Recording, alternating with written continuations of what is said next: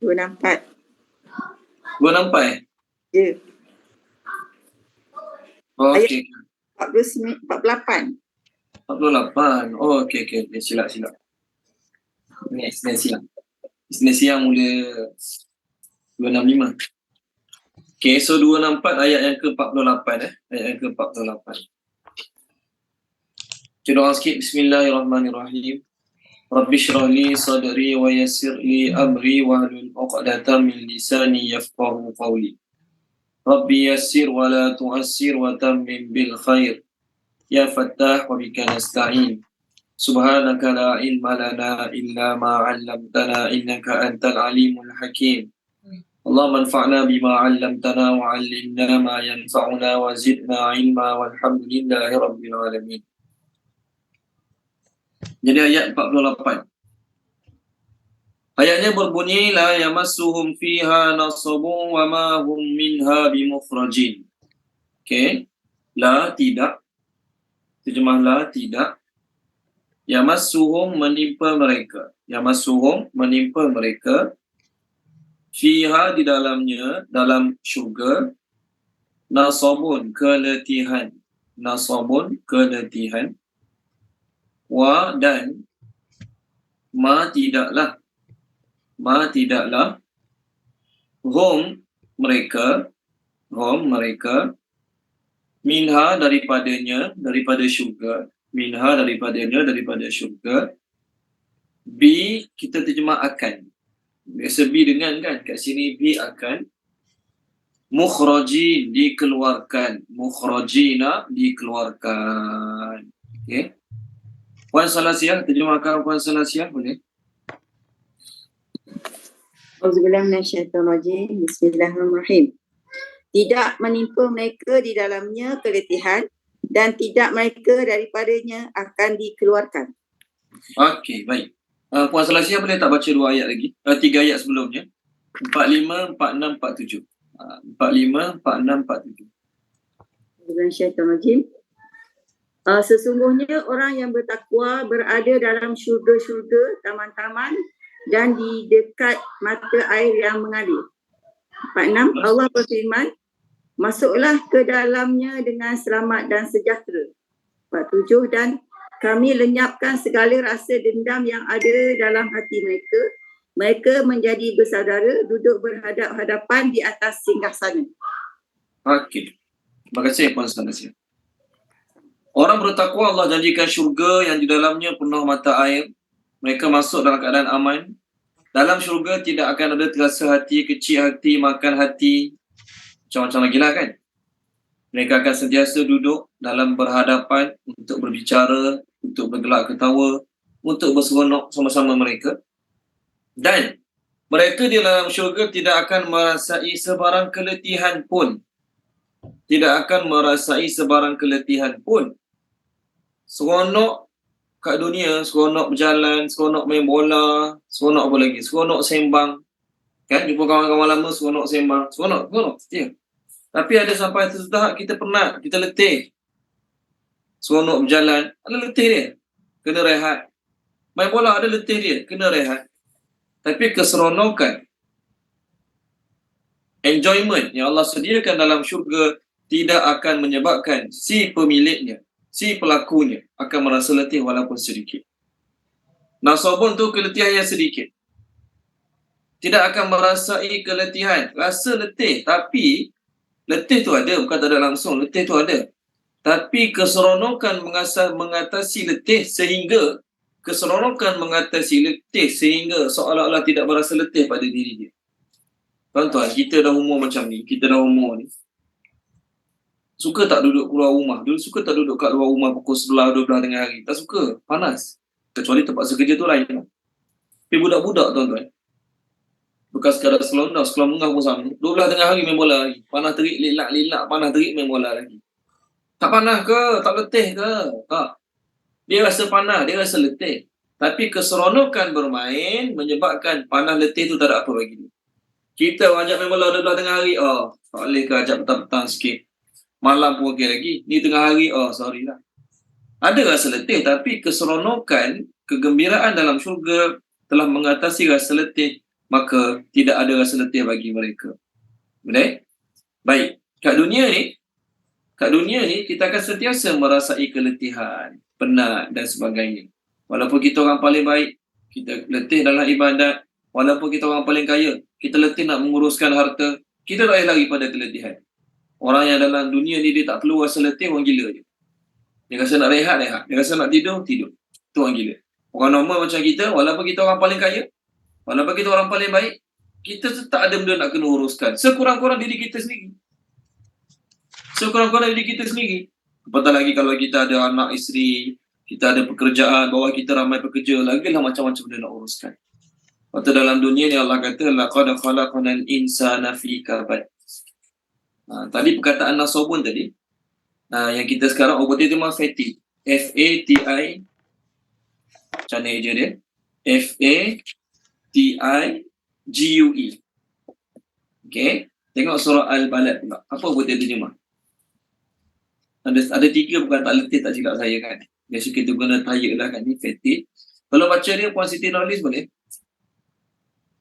Muka surat 592. Sorry, 594.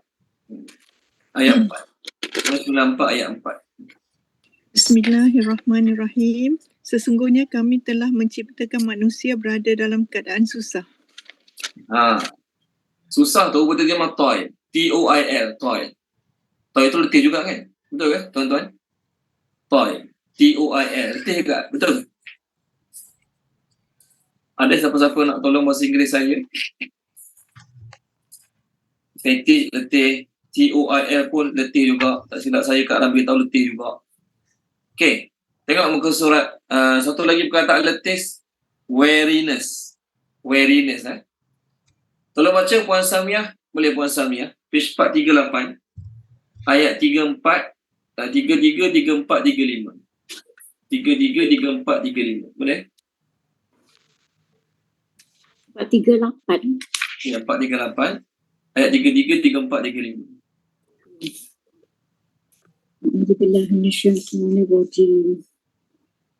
Mereka akan mendapat syurga adri. Mereka masuk ke dalamnya, di dalamnya mereka diberi perhiasan gelang-gelang daripada emas dan mutiara. Dan pakaian mereka di dalamnya adalah sutera. 34. Dan mereka berkata, segala puji bagi Allah yang telah menghilangkan kesedihan kami. Sesungguhnya Tuhan kami benar-benar Maha Pengampun lagi Maha Mensyukuri. 25. Dengan kurniaannya menempatkan kami ke dalam tempat yang kekal iaitu syurga. Di dalamnya kami tidak merasa lelah dan tidak pula merasa lesu. Jadi nampak lelah ada, lesu ada. Lelah tu kat sini toil. Lesu tu weariness. Okay. Ni Kak Ram beritahu lah. Ni Kak Ram beritahu saya. Fetish tu letih, lesu. Tired tu penat biasa. Toil, kerja teruk. Susah payah. Toil tu kerja teruk, susah payah. Toil. Weariness, kepenatan seolah-olah tak sanggup nak teruskan. Okay. Kepenatan seolah-olah tak sanggup nak teruskan. Di dalam syurga, tidak ada. Keseronokan tu berpanjangan. Keseronokan yang Allah bagi tak jemu. Kadang-kadang benda tu seronok buat. Okay, jalan, melancong. Tapi kalau tempat sama je, dah hilang keseronokan dia. Dalam syurga, Allah SWT akan mengekalkan keseronokan, kenikmatan pada ahlinya. Tengok dalam surah Yasin, apa Allah kata. Tolong baca poin kisahwan ni boleh? Surah Yasin, 444. Ayat atas sekali, 55, 56. Dan 55, 56, 57. 55, 56, 57. Bismillahirrahmanirrahim. Sesungguhnya penduduk syurga pada hari itu berada dalam keadaan sibuk leka menikmati kesenangan. 26. Mereka dengan pasangan masing-masing bersukaria di tempat... Pada poin zaman ni? Sorry. Unmute pula saya. Bismillahirrahmanirrahim. Sesungguhnya penduduk syurga pada hari itu berada dalam keadaan sibuk leka menikmati kesenangan. 26. Mereka dengan pasangan masing-masing bersukaria di tempat yang teduh sambil duduk berbaring di atas pelamin. 27. Mereka beroleh di dalam syurga itu pelbagai jenis buah-buahan dan mereka beroleh apa sahaja yang mereka kendaki. Terima kasih Puan Izawani. Poin saya, sesungguhnya ahli syurga pada hari itu dalam kesibukan yang joyful, kesibukan yang sibuk buat benda seronok, sibuk buat benda seronok, sibuk buat benda sedap, sibuk buat benda memuaskan hati. Okey, sibuk. Tapi sibuk yang seronok. Dan keseronokan itu menyebabkan tak terasa letihnya, tak terasa penatnya. Sibuk makan buah-buahan, macam-macam lagi kesibukan. Tetapi mereka tidak merasa letih. Kat dunia ni, saya ulang balik, Imam Syafi'i kata, Imam Ghazali kata, kalau kita buat maksiat, buat dosa maksiat, seronok, nikmat, lazat. Seronoknya, nikmatnya, lazatnya akan habis, tapi dosanya akan kekal sampai hari kiamat. Kalau kita letih ibadat, letih tak ibadat? Letih ibadat. Belajar agama letih tak? Letih, duduk pagi apa petang, duduk atau kursi sakit pinggang, kena urut kadang-kadang. Letih pagi, semayang tahajud, mengawal letih. Menghafal Quran letih, contoh. Letih, amal ibadat letih. Tetapi letih itu akan habis, pahalanya akan kekal sampai hari akhirat. Letih yang berbaloi. Ada satu letih, dia panggil letih yang sia-sia. Letih sia-sia tadi nasabun tadi lah, nasabun, letih yang sia-sia. Contoh letih sia-sia ni, seseorang yang bekerja lebih pada keperluan. Dia patutnya banyak tu cukup dah dia dapat. Okey, dia dah dapat rezeki banyak tu cukup dah, boleh simpan, boleh bayar rumah, boleh bayar hutang. Ada lebih lagi, dah boleh bawa anak isteri pergi jalan-jalan, contoh. Cukup dah tu kan? Dia nak lebih lagi, maka dia usaha lagi. Maka orang yang usaha sampai macam tu, dia akan merasai lebih yang sia-sia. Perkataan kita sekarang nasabun. Saya nak cerita nasabun. Saya nak cerita perkataan sekarang nasabun. Boleh? Nun, sad, ba. Ada terjemah fetish, ada terjemah toy bahasa Inggeris tadi, nasabun. Nampak? Nasabun. Daripada perkataan nasabun ni keluar perkataan nasabah. Nasabah ni dalam surah Al-Kahfi. Daripada perkataan nasabah ni keluar perkataan nasibah dalam surah Ghashiyah. Boleh? Okey. Kita tengok dulu surah Ghashiyah. Al-Ghashiyah. Tolong baca Tuan Haji Izali boleh? Surah Al-Ghashiyah, juzuk Ammah. Saya nak tunjuk perkataan nasibah. Muka surat, saya cari dah. Muka surat 592 ayat 1 dan ayat 1, 2, 3. 592 ayat 1, 2, 3. Bismillahirrahmanirrahim. Sudahkah sampai kepadamu berita tentang hari kiamat? Pada hari itu banyak wajah yang tertunduk hina kerana bekerja keras lagi berpenat lelah. Terima kasih Tuan Haji. Perkataan dia nombor 3 tu, bekerja keras, berpenat lelah. Kat dunia mereka bekerja keras, berpenat lelah, kat akhirat dapat apa? Tak dapat apa. Orang Yahudi ada yang sungguh-sungguh ibadat hari ni. Orang Nasrani pun ada sungguh-sungguh ibadat hari ni.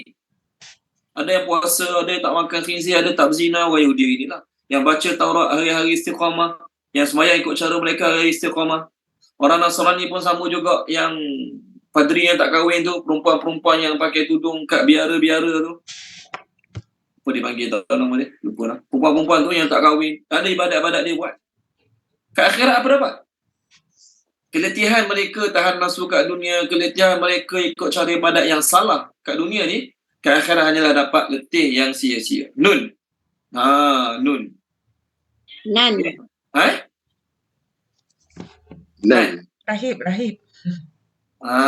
Nan ke nun? N-U-N? Tuan Haji Berkah, N-U-N? Nan. Oh, Nan. Saya nak sebut Nan tadi takut bunyi macam roti kedai mamak pula. Tapi tak apalah. Nan. Okey. Rahib-rahib, pendeta-pendeta ataupun Sami Buddha, Tok Cha. Tak kahwin lah, tak makan tu, tak makan ni. Selipar pun kadang-kadang tak makan. Apa dapat kat akhirat? Dapat letih yang sia-sia. Sayyidina Umar radhiyallahu anhu, dia tengok pendeta Kristian yang tak kahwin, Yang makan pun dia akan makan pendeta-pendeta yang pure, yang bagus. Ini bukan bagus lah. Dia akan makan tepung yang kasar.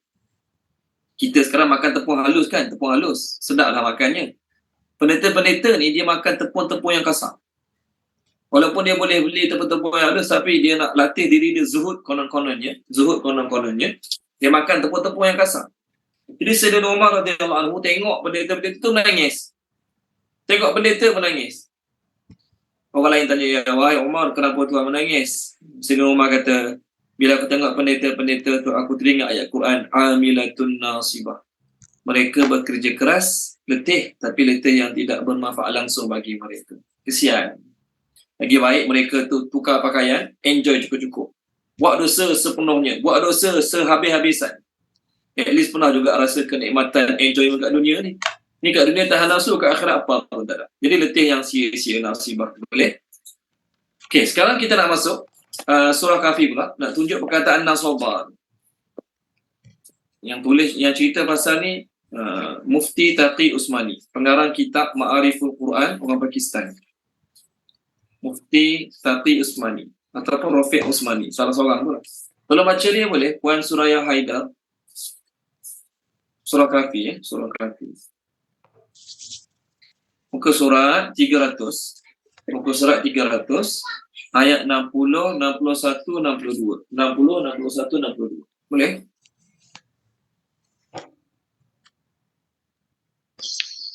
Bismillahirrahmanirrahim. Dan ingatlah ketika Musa berkata kepada pembantunya, aku tidak akan berhenti berjalan sebelum sampai ke pertemuan dua laut, atau aku akan berjalan terus sampai bertahun-tahun. Maka ketika mereka sampai ke pertemuan dua laut itu, mereka lupa ikannya.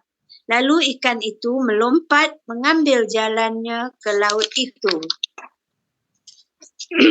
Nombor 2, maka ketika mereka telah melewati tempat itu, Musa berkata kepada pembantunya, bawalah kemari makanan kita, sungguh kita telah merasa letih kerana perjalanan kita ini. Tadi terima kasih Puan Suraya Haidar.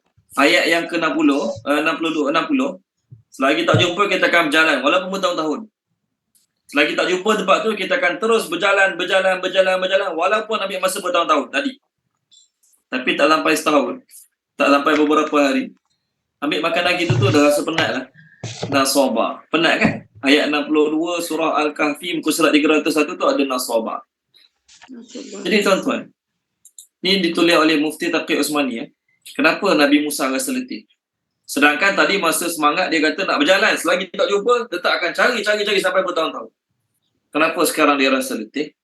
Kerana tempat Nabi Musa berjalan, jalan, sepatutnya kat sini. Tempat pertemuan dua laut tu kat sini. Kat sini. Masa kat sinilah mereka berehat, ikan tu lompat keluar, masuk jalan dalam laut. Ada laluan dia masuk dalam laut kat sini. Lepas dia rehat, dia sambung jalan lagi. Sambung jalan. Rasa letih. Kenapa rasa letih? Kerana mereka berdua telah berjalan melebihi sepatutnya. Sepatutnya jalan sampai sini je lah. Kat sinilah tempat mereka akan jumpa Nabi Khidir, kat sini. Tapi mereka dah jalan lebih pada tempat sepatutnya. Maka yang lebih pada sepatut tu ialah namanya letih. Namanya nasabah. Jelas? Jadi samalah juga tuan-tuan dan puan-puan. Kita ada tahap rezeki yang kita cukup. Anak bini makan, boleh bawa anak bini jalan-jalan, mungkin 2-3 tahun sekali boleh bawa isteri pergi umrah dengan anak-anak macam tu. Jadi kalau kita cari rezeki sampai tahap tu kat sini, alhamdulillah, kita dapat rezeki secukupnya, kita dapat bagi masa untuk anak isteri secukupnya, kita dapat duduk rumah dengan anak isteri. Alhamdulillah. Tapi bila kita nak lebih daripada sepatutnya, kita nak lebih pada sepatutnya, boleh, tak haram, silakan, dapat tak dosa pun. Kita akan merasa letih. Kita akan merasai letih. Okey? Jadi letih tu dapat pahala lah, bukan sia-sia dapat pahala. Cuma letih nasabah ni kita akan dapat bila kita buat lebih daripada yang sepatutnya. Ini ditulis oleh Mufti Taqi Usmani. Okay, kadang-kadang orang tu rezekinya banyak, Masya Allah, tapi tak ada masa untuk anak isteri. Tak ada masa untuk main dengan anak, tak ada masa untuk bawa anak jalan-jalan. Pun kesian juga sebenarnya. Boleh? Okey, jadi dalam syurga, orang yang masuk syurga nanti tidak akan merasai letih yang sia-sia ni. Letih tu ada, tapi letih yang berbaloi buat keseronokan, dan letih yang berbaloi itu tidak menyebabkan mereka akan berhenti. Kenapa tak nak makan dah? Penat. Kenapa tak nak main dah? Main berlari ke, main apa-apa sukan dalam syurga ke, contohlah. Kenapa tak nak main dah? Penat. Tak ada. Tidak ada perkataan tersebut bagi mereka, dan mereka tidak akan dikeluarkan daripada syurga tersebut. Dalam sebuah hadis oleh Imam Muslim, Nabi SAW bersabda, bila orang masuk syurga maka akan diseru. Nada munadin, seorang penyuruh akan menyeru, ya ahlal jannah innalakum an ta'ishu fala tamutu abadan. Wahai ahli syurga, kamu akan sentiasa hidup tak mati sampai bila-bila. Wa innalakum an tashibu fala tahramu abadan. Kamu akan sentiasa muda, tak akan tua sampai bila-bila. Wa innalakum an tasihhu fala tasqamu abadan.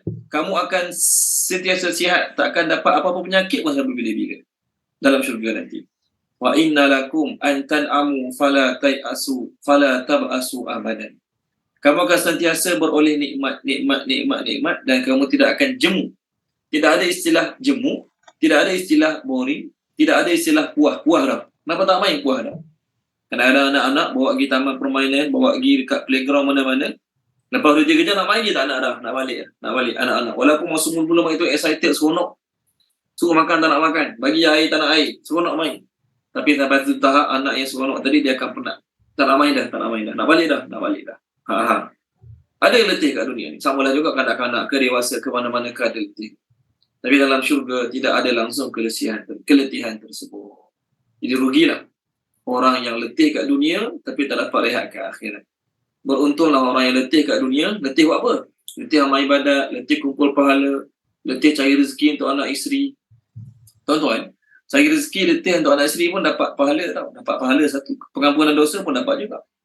Dalam hadis riwayat daripada Abu Hurairah daripada Imam Muslim, Nabi bersabda, Nabi kata, la yusibul muslima min nasabin wala wasabin wala hammin wala huznin wala ghammin wala adhan hatta syaukata yushakuha illa kafarallahu biha min khatayahum. Tidaklah menimpa mana-mana orang Islam itu letih, sakit, sedih, risau, gangguan, sehingga duri yang cocok sikit je pun, semua itu Allah jadikan sebagai kafarah, pengampun dosa bagi dia. Jadi suami-suami, ayah-ayah yang letih cari rezeki, jangan risau. Kerana keletihan tersebut bukan saja berpahala, keletihan tersebut sangat berbaloi-baloi. Allah bagi pahala, Allah Ta'ala ampun dosa. Perkataan nasabun itulah yang Nabi guna tadi, nasabun. Okey, baik. Cuma, wallahu a'lam, dari sudut perbualan bahasa Arab, dari sudut perbualan bahasa pasar Arab, dia orang tak guna nasabun, dia orang tak guna luguk, dia orang tak guna kabat tadi. Kalau kita nak cakap kita letih dalam bahasa perbualan, dalam bahasa pasar, dia panggil apa? Ta'ban. Kerja dia ta'ain ba ta'ab. Ana ta'ab. Saya penat. Ataupun ta'ban, boleh jugalah. Mana-mana pun tak kisah. Jadi huruf asal dia ta'ain ba. Ana ta'ban. Saya penat. Ini guna bahasa pasar. Ini guna bahasa percakapan seharian biasalah. Adapun bahasa nasabun, lurut tadi itu bahasa buku, bahasa tinggi. Okey. Okey, baik, saya teruskan. Masuk ayat baru. Ayat yang ke-49. Nabi sampaikanlah, beritakanlah. Dua-dua boleh. Nabi sampaikanlah, ceritakanlah. Okey. Declare. Apa dia kata? Ibadi kepada hamba-hambaku. Anni bahawasanya aku. Ana akulah. Al-Ghafur maha pengampun. Ar-Rahim maha penyayang. Wa dan anna bahawasanya azabi azabku huwa ialah Al-azabul alim, azab yang pedih. Al-azabul alim, azab yang pedih. Cik Syukri ada, Cik Syukri? Cik Syukri tak ada, Ustaz. Okey. Puan Zafirah terjemahkan boleh? Boleh? Sekejap. 49.50.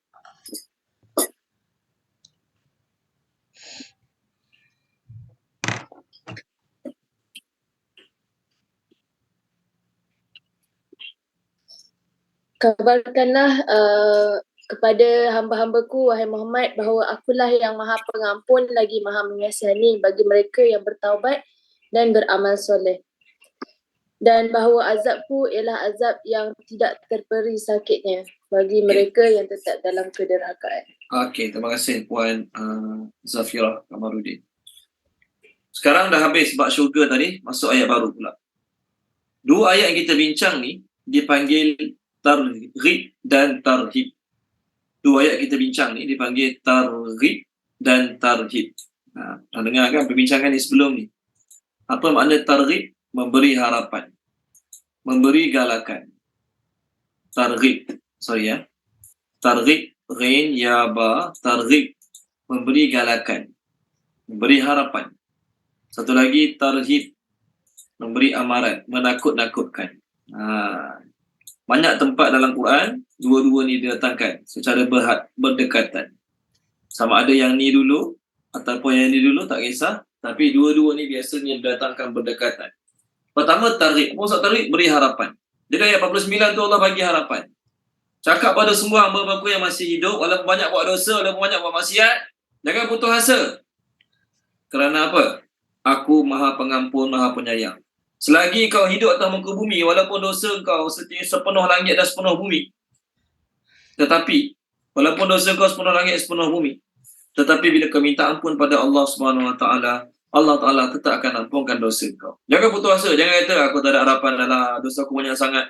Aku pernah bunuh orang, pernah buat dosa tu, pernah buat dosa ni. Jangan.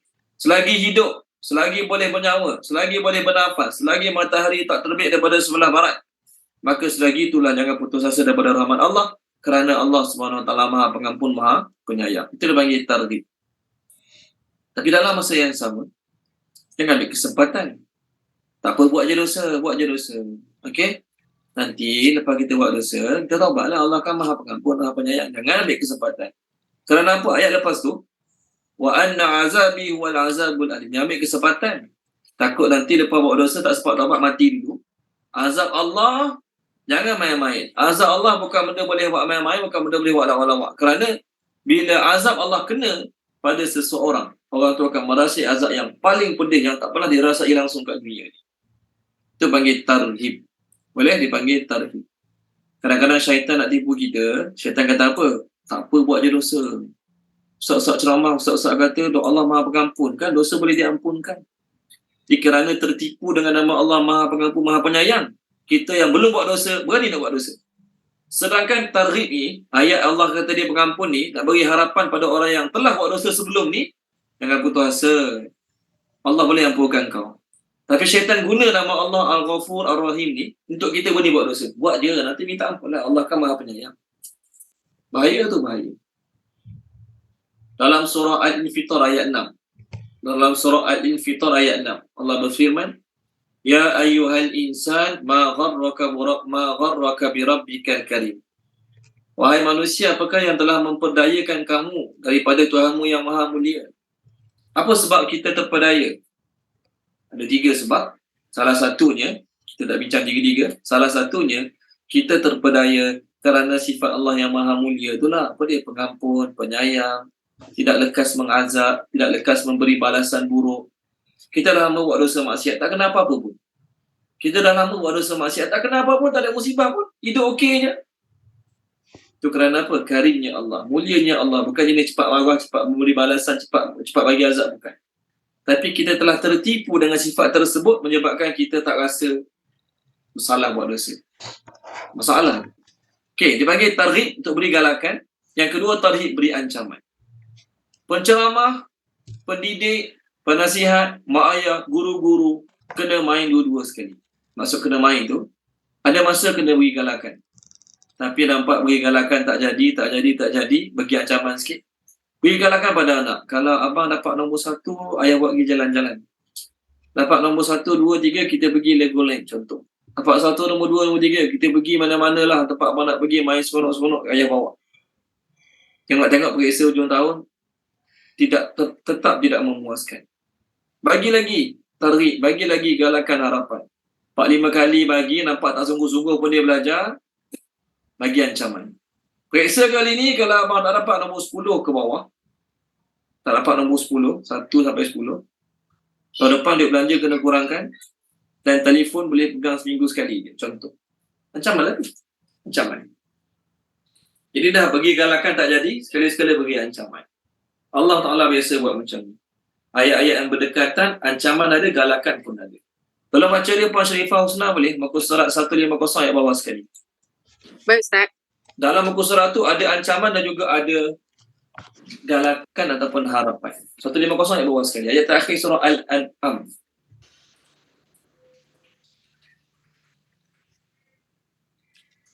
Bismillahirrahmanirrahim. Dan dialah yang menjadikan kamu sebagai khalifah-khalifah di bumi dan dia mengangkat darjat sebahagian daripada kamu di atas yang lain untuk mengujimu atas kurniaan yang diberikannya kepadamu. Sesungguhnya Tuhanmu sangat cepat memberi hukuman dan sesungguhnya dia maha pengampun lagi maha penyayang. Terima kasih Puan. Nampak last sekali tu. Tuhanmu sangat cepat nak bagi balasan. Sekarang dia nak bagi azab, sekarang boleh bagi azab. Tengah-tengah sihat, tiba-tiba pok nampak kena serangan jantung, boleh?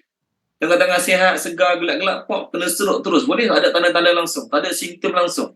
Baru semalam buat check up, seluruh badan. Doktor kata semua okey, contoh. Darah tinggi, kolesterol, kencing manis, apa semua tak ada. Pok esok kena stroke, boleh tak? Boleh. Sangat cepat Allah nak azab. Terus agak dunia ke akhirat lagi lah. Tetapi dalam masa yang sama, Allah Ta'ala tu maha pengampun, maha penyayang. Jadi dalam ayat ni, beza dengan ayat tadi beri galakan dulu, baru beri ancaman. Sekarang Allah beri ancaman dulu, baru beri galakan. Tak kisah mana-mana pun. Yang penting dua-dua kena ada. Tengok muka surat 148. Tolong baca Tuan Haji Rashid balik 148, ayat atas sekali, ayat 147. Muka surat 148, ayat 147.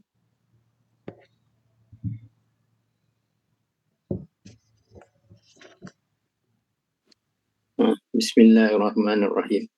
Maka jika mereka mendustakan kamu, katakanlah Tuhanmu mempunyai rahmat yang luas dan seksanya kepada orang-orang yang berdosa tidak dapat dielakkan.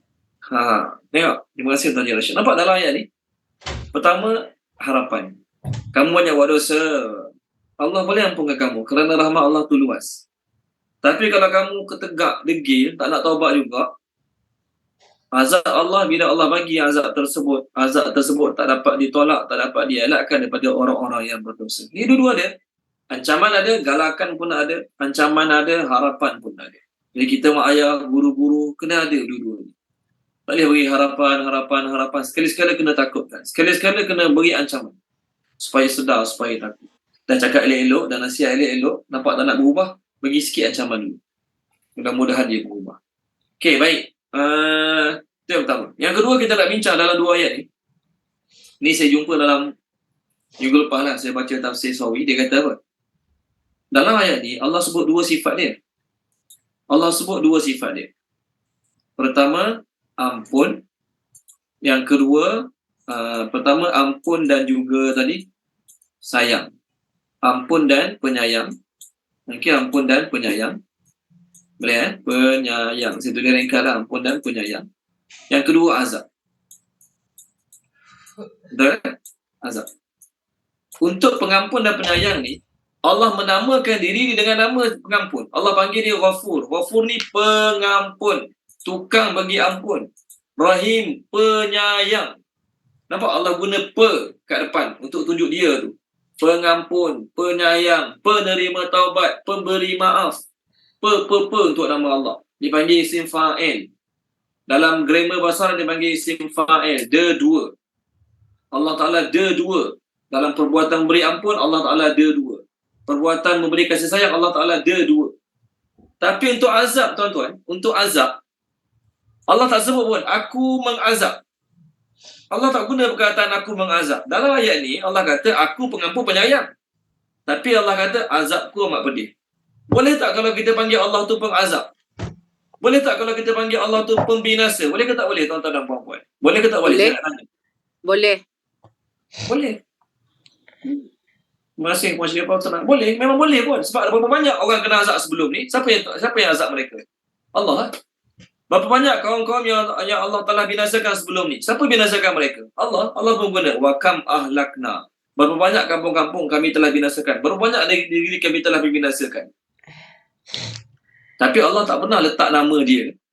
Allah tak pernah pun letak nama dia, tuan-tuan dan puan-puan. Allah tak pernah pun letak nama dia Mu'azzib. Apa dia Mu'azzib? Tukang azab. Mu'azzibun. Allah Ta'ala Mu'azzibun. Apa dia Mu'azzibun? Pengazab. Tukang azab. Allah Ta'ala Muhlikun. Boleh tak?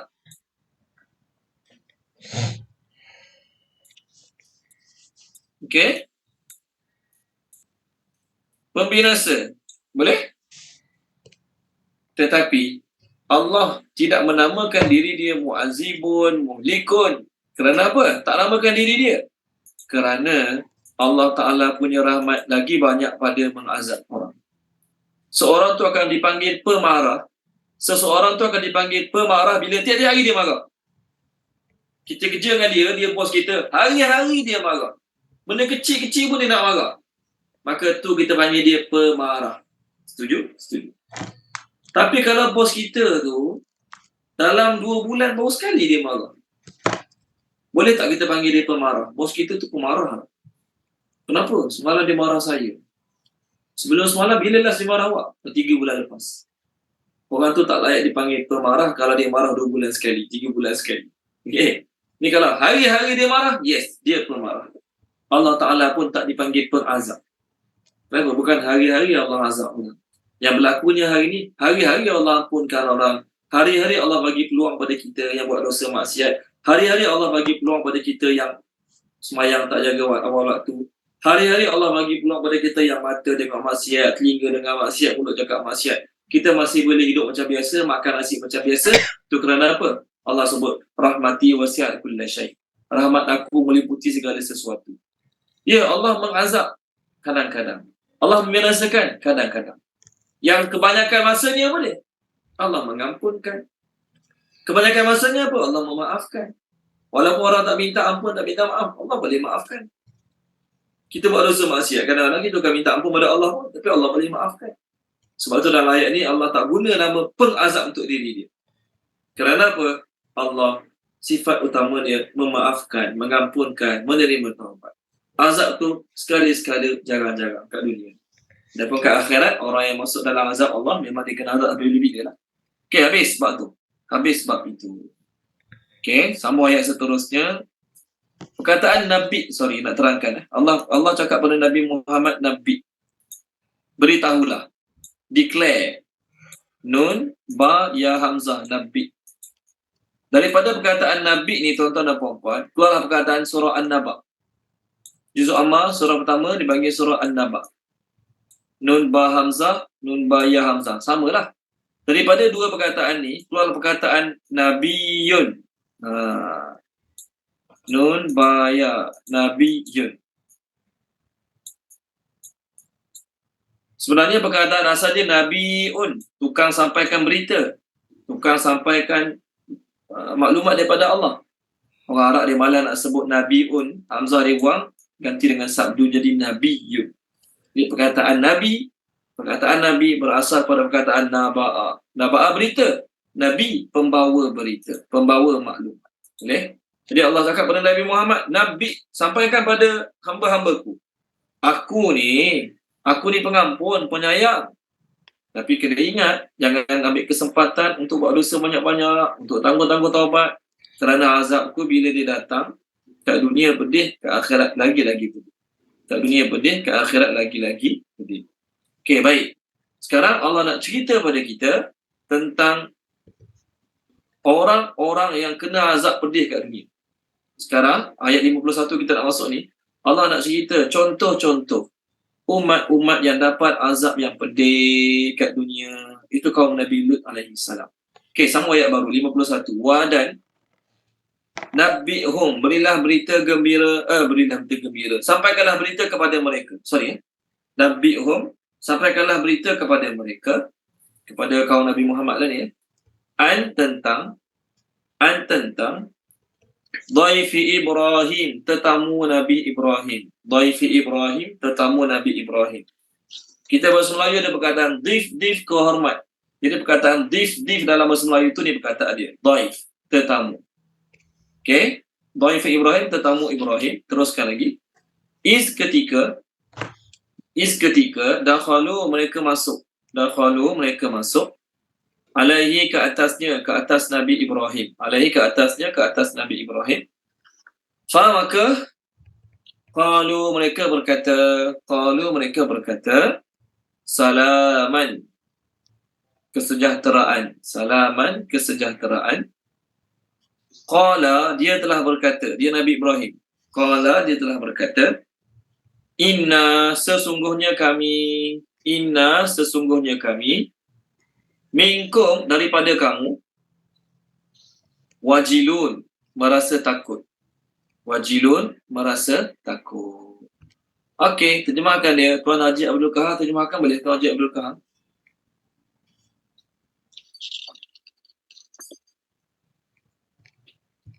Telah berkata, Bismillahirrahmanirrahim. Ketika mereka masuk ke Sebelum tu lagi. 51. Sampaikanlah berita kepada mereka dan sampaikanlah berita kepada mereka tentang tetamu Nabi Ibrahim ketika mereka masuk ke atasnya. Maka mereka berkata kesejahteraan. Dia telah berkata supaya kamu, sesungguhnya kamu daripada kamu merasa takut. Sesungguhnya kami daripada kamu. Sesungguhnya kami merasa takut. Okey. Okey, terima kasih Tuan Haji Abdul Kahar. Allah nak cerita kisah Nabi Ibrahim. Banyak dalam Quran kisah Nabi Ibrahim. Surah Baqarah ada, surah Al-Imran ada, bahkan surah Ibrahim pun ada. Tapi Allah Ta'ala nak muliakan Nabi Ibrahim. Allah sebut tetamu dulu. Allah cerita perkataan tetamu dulu. Ayat ni, kita nak cerita tentang kaum Nabi Lut yang kena azab. Pedih kat dunia ni. Tapi Allah Ta'ala kisahkan Nabi Ibrahim. Sebab apa? Sebab malaikat datang tu, buat 2-in-1. Buat kerja 2-in-1. Jumpa Nabi Ibrahim, beri berita gembira, nanti dia akan dapat anak. Bakal dapat anak daripada isteri dia Sarah. Sebelum tu dia dah ada anak daripada isterinya Hajar, itu Nabi Ismail. Kemudian malaikat ni terus pergi ke kampungan Nabi Lut untuk azab kaum Nabi Lut yang buat kerja liwat tersebut. Jadi Allah Ta'ala mulakan perkataan Nabi Ibrahim dengan perkataan Dhaifi Ibrahim, tetamu Nabi Ibrahim. Kenapa? Allah Ta'ala boleh kata, ceritalah kepada mereka tentang kesungguhan ibadat Nabi Ibrahim. Boleh? Ceritalah kepada mereka tentang Nabi Ibrahim bakal dapat anak kedua. Boleh? Tapi Allah beritahu pasal Nabi Ibrahim ni, Allah mention perkataan tetamu. Kenapa? Kerana Nabi Ibrahim alaihissalam orang yang terkenal dengan sifat menjamu tetamu, memuliakan tetamu. Nabi Ibrahim terkenal dengan sifat orang yang memuliakan tetamu, menjamu tetamu. Tetamu ni dia tak kenal ni. Tetamu yang datang, malaikat menyamar jadi manusia biasa, dia tak kenal pun. Sebab tu ayat tadi takut tadi. Dia tak kenal. Tetamu tak kenal, tuan-tuan dan puan-puan. Tetamu tak kenal, bukan kawan lama, bukan rakan sekolah dulu, bukan kawan sekampung, bukan rakan sekerja, tak kenal ni. Tetamu yang tak kenal datang, dia hidang apa? Daging anak lembu yang gemuk. Kita kalau tetamu tak kenal, tak tahu nak hidang apa. Kalau kawan lama, saudara mara, lain hidangannya. Kawan tak kenal ni, tak tahu siapa ni, buat teh biskut je lah dulu. Nabi Ibrahim, tetamu tak kenal, apa dia hidang? Tengok surah Az-Zariyat. Tuan Haji Abdul Kahar, Puan Nok Azhar ada? Ustaz, ada. Okay. Tengok muka surah Az-Zariyat 521. Ayat 24, 25, 26, 27 sampai 28. Sorry. 24 sampai 28.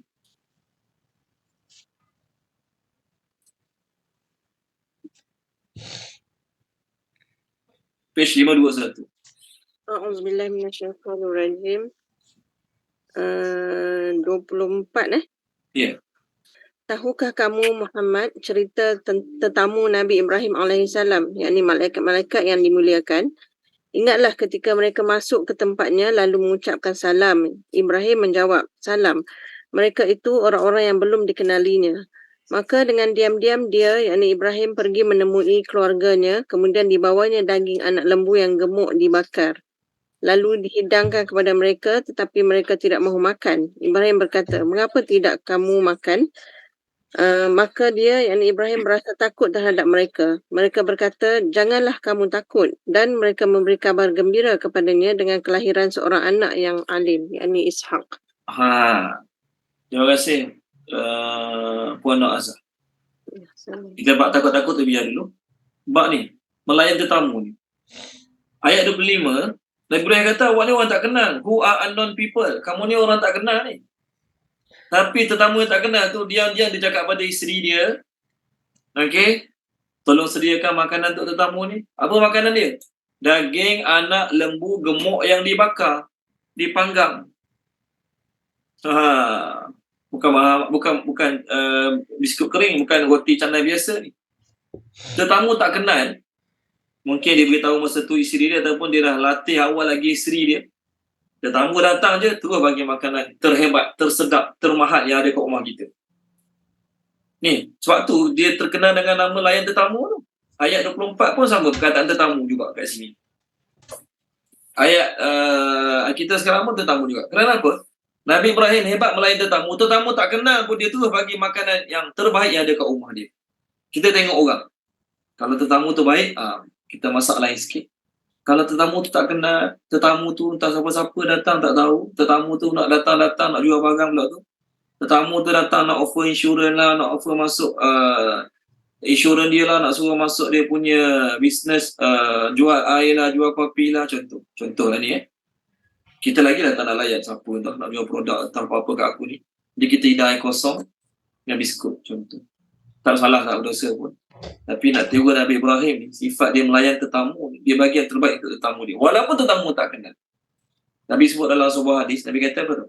Man kana yu'minu billahi wal yawmil akhir falyukrim dhaifahu. Siapa yang beriman dengan Allah dan hari akhirat, hendaklah dia memuliakan tetamu dia. Ulama kata, kita tak tahu macam mana tahap kita muliakan tetamu kita, sekurang-kurangnya. Kita jangan buat tetamu kita rasa tak nak datang dalam depan rumah kita.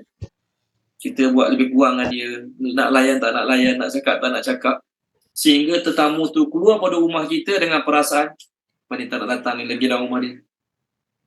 Kalau tetamu keluar pada rumah kita dengan perasaan apa ni tak nak pergi dalam rumah dia, maknanya apa? Kita fail dalam memberi layanan yang baik pada tetamu. Tak semestinya kena beli mahal-mahal. Apa yang ada kat rumah kita, kita sediakan terbaik. Kita buat yang terbaik. Sebagaimana kita datang rumah orang, kita suka dengan layanan untuk rumah pada kita, seronok dengan layanan untuk rumah pada kita, macam itulah juga. Ini tetamu datang, tetamu duduk congok, tak suruh duduk congok, macam tetamu tu nak minta sedekah pula kat rumah dia, kita buat macam tu. Tak. Sehingga kan kalau tetamu tu keluar pada rumah kita dengan merasakan depan ni tak nak pergi dalam rumah dia ni, macam minta sedekah je kita datang rumah dia, walau dia jemput kita datang rumah dia, buat rumah terbuka hari raya, contohlah. Dia jemput kita datang rumah dia, buat rumah terbuka hari raya. Tapi kita datang, kita macam tak dikenali langsung, tak borak kita langsung, tak datang jumpa kita langsung. Tak adalah nak layan suruh duduk minum-minum, tak ada. Buat tak tahu je. Kita datang, kita duduk meja ni, dia duduk meja sana dengan anak bini dia, dengan anak menantu cucu dia, borak sama-sama. Walau anak menantu dia hari lain boleh buat. Macam tu. Jadi kita keluar dengan rumah dia dengan perasaan pada tak datang dalam rumah dia. Maka kita orang yang fail dalam melayan tetamu tersebut. Tak nak cerita sangat panjang bab tu, masuk ayat baru. Tetamu tu datang, ucap salam pada Nabi Ibrahim. Maka Nabi Ibrahim, ayat yang kita sekarang ni ada satu je perkataan salam. Betul kan? Ayat kita sekarang, Isdakhalu alaihi faqalu salama qala inna minkum wajilun. Satu je salam. Ayat yang Puan Azhar baca tadi, tengok balik, semua tengok balik. Ayat 25, Puan Azhar baca tadi ayat 25. Kan? Page 521 ayat 25. Ada dua perkataan salam. Satu salaman, satu salamun. Okey? Satu salaman, satu salamun. Nampak? Satu salaman, satu lagi salamun. Kan? Dua kali. Satu salaman tu daripada malaikat-malaikat pada Nabi Ibrahim. Salamun, jawab Nabi Ibrahim pada para malaikat. Cuma ayat kita sekarang satu je salam. Tengok surah Hud. Boleh tak tengok surah Hud? Okey. Ada dua perkataan salam juga. Tolong baca Tuan Haji Aziz, boleh? Tuan Haji Aziz dari surah Hud. Saya cari muka surat je, tak jumpa lagi. Muka surat 229. Boleh? Tuan Haji Aziz. Page 229. Ayat yang ke-69. Ayat yang ke-69.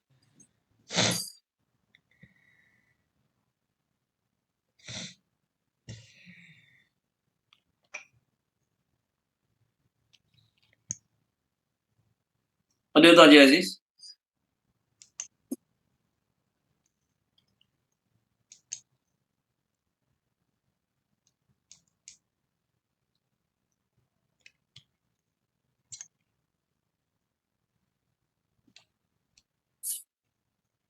Okey, tak apa. Tolong terjemahkan dia, Puan Maisarah. Boleh, Puan Maisarah? Puan Maisarah ada? Surat berapa tadi Ustaz? Okey, page 229. Ayat 69. 29.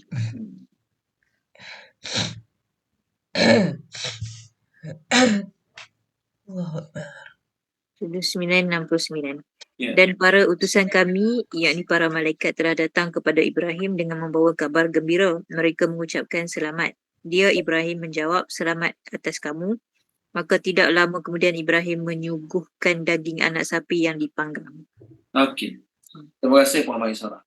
Jadi dalam ayat tu dulu perkataan selamat. Salaman dengan salamun. Okey.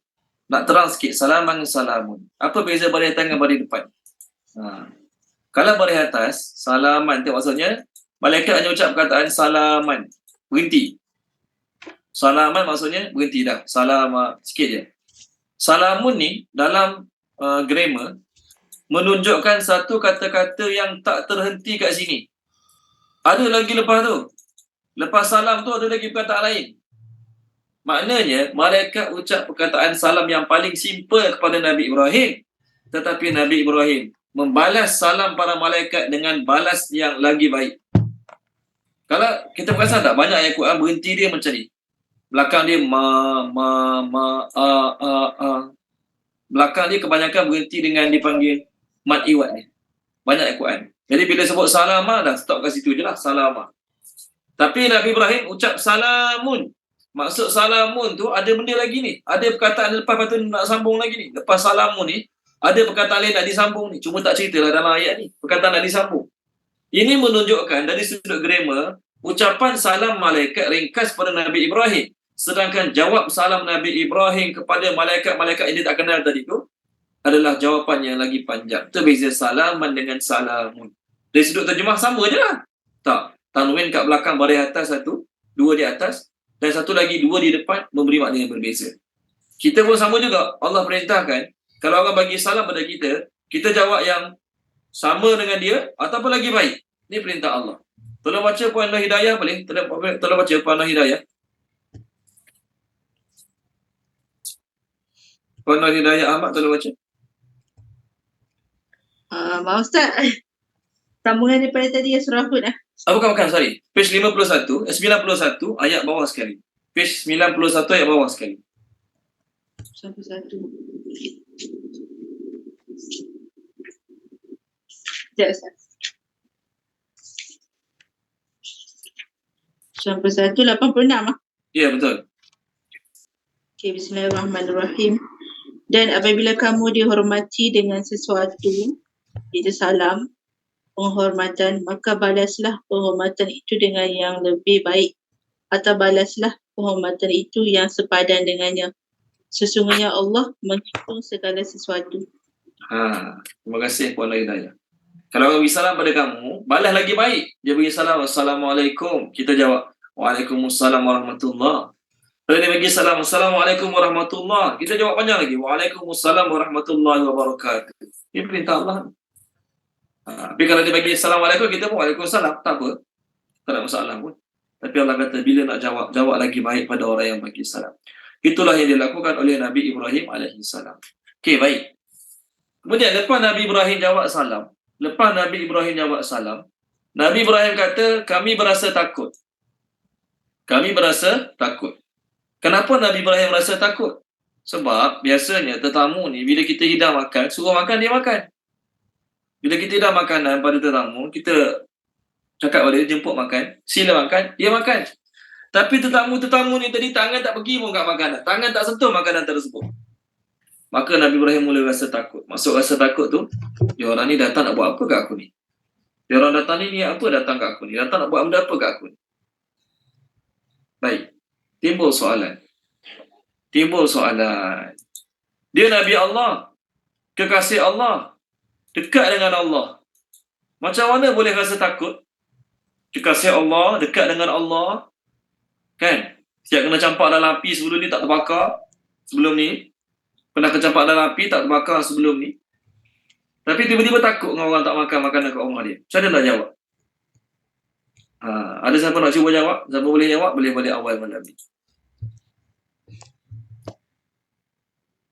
Ada siapa nak jawab? Tak tahu Ustaz. Mungkin dia takut apa tu makanan tu tak sedap ke dia hidang mungkin lah tetamu kan. Mungkin dia rasa macam tu, dia takut dia kita tak tahu. I just guess. Bukan Puan Suraya bukan cerita jawapan dia. Tapi tak apa, alhamdulillah, terima kasih kerana mencuba. Baik. Sebenarnya macam ni. Bilakah seseorang tu dipanggil penakut? Bila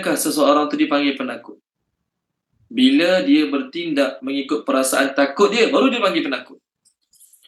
Bila dia bertindak mengikut perasaan takut dia, baru dia panggil penakut. Saya bagi contoh. Saya jalan kaki daripada rumah nak pergi surau. Kan kampung-kampung lah ni Pada rumah nak pergi surau jalan kaki. Malam solat Isyak. Sorang-sorang jalan kaki ni. Tiba-tiba dalam perjalanan dengar bunyi bayi menangis. Dengan bunyi macam orang panggil nama saya, Ustaz. Tengok kiri kanan dapat orang. Tengok kiri kanan tak nampak orang pun. Rumah orang pun tak ada. Tiang lampu pun tak ada. Malam gelap tu. Saya dengan lampu suluh saya ni. Tu dengar bunyi bayi menangis. Dengar bunyi macam ada orang pijak kayu belakang kita. Tengok tak ada orang pun. Kalau tuan-tuan duduk tempat saya masa tu, takut ke tak takut? Nak tanyalah. Takut ke tak takut? Takut Ustaz. Takut InsyaAllah. Ataupun tak payah kata pergi surau, seorang-seorang duduk kat rumah. Mungkin sekarang ni kita seorang duduk kat rumah. Saya seorang je duduk kat rumah. Anak isteri semua kat kampung. Duduk seorang-seorang kat rumah. Nak tidur malam dengar bunyi orang berjalan kat sini. Dengar kat ruang kita dalam bilik tidur. Dengar kat ruang tamu orang tarik meja, tarik kerusi. Betul kan? Pintu tertutup, tiba-tiba tengok dengar bunyi bilik air terbuka, tertutup. Takut tak perasaan? Ada tak perasaan takut? Ada. Normal. Tapi adakah dengan sebab perasaan takut tu ada dalam diri saya dipanggil penakut? Ustaz penakut. Tak. Bila saya dipanggil penakut? Masa nak pergi surau tadi, jalan kaki pergi surau solat Isyak. Dengar bunyi orang panggil nama saya, dengar bunyi bayi menangis. Saya pun buka selipar, lari balik rumah laju-laju. Isteri tanya, kenapa? Tak ada apa kat rumah. Selipar mana selipar? Hilang kat surau, contohlah. Jadi masa tu, saya penakut. Kerana apa? Saya telah pun bertindak mengikut perasaan takut saya. Masa tu saya penakut. Duduk kat rumah seorang-seorang, isteri anak semua kat kampung. Dengar bunyi orang buka pintu tandas. Tengok langsir kena tiup angin. Dengar bunyi orang jalan kat shilling. Dengar bunyi orang tarik meja terusi. Alamak, rasa takut lah. Terus malam tu telefon kawan. Ustaz-ustaz yang bujang. Ada kat bilik yang ada. Malam ni tumpang tidur bilik awak sekali boleh tak? Saya pergi tidur bilik ustaz bujang sekali. Kenapa? Tak sedar hati ikut rumah malam ni. Dengar bunyi tu, bunyi ni. Masa tu saya penakut.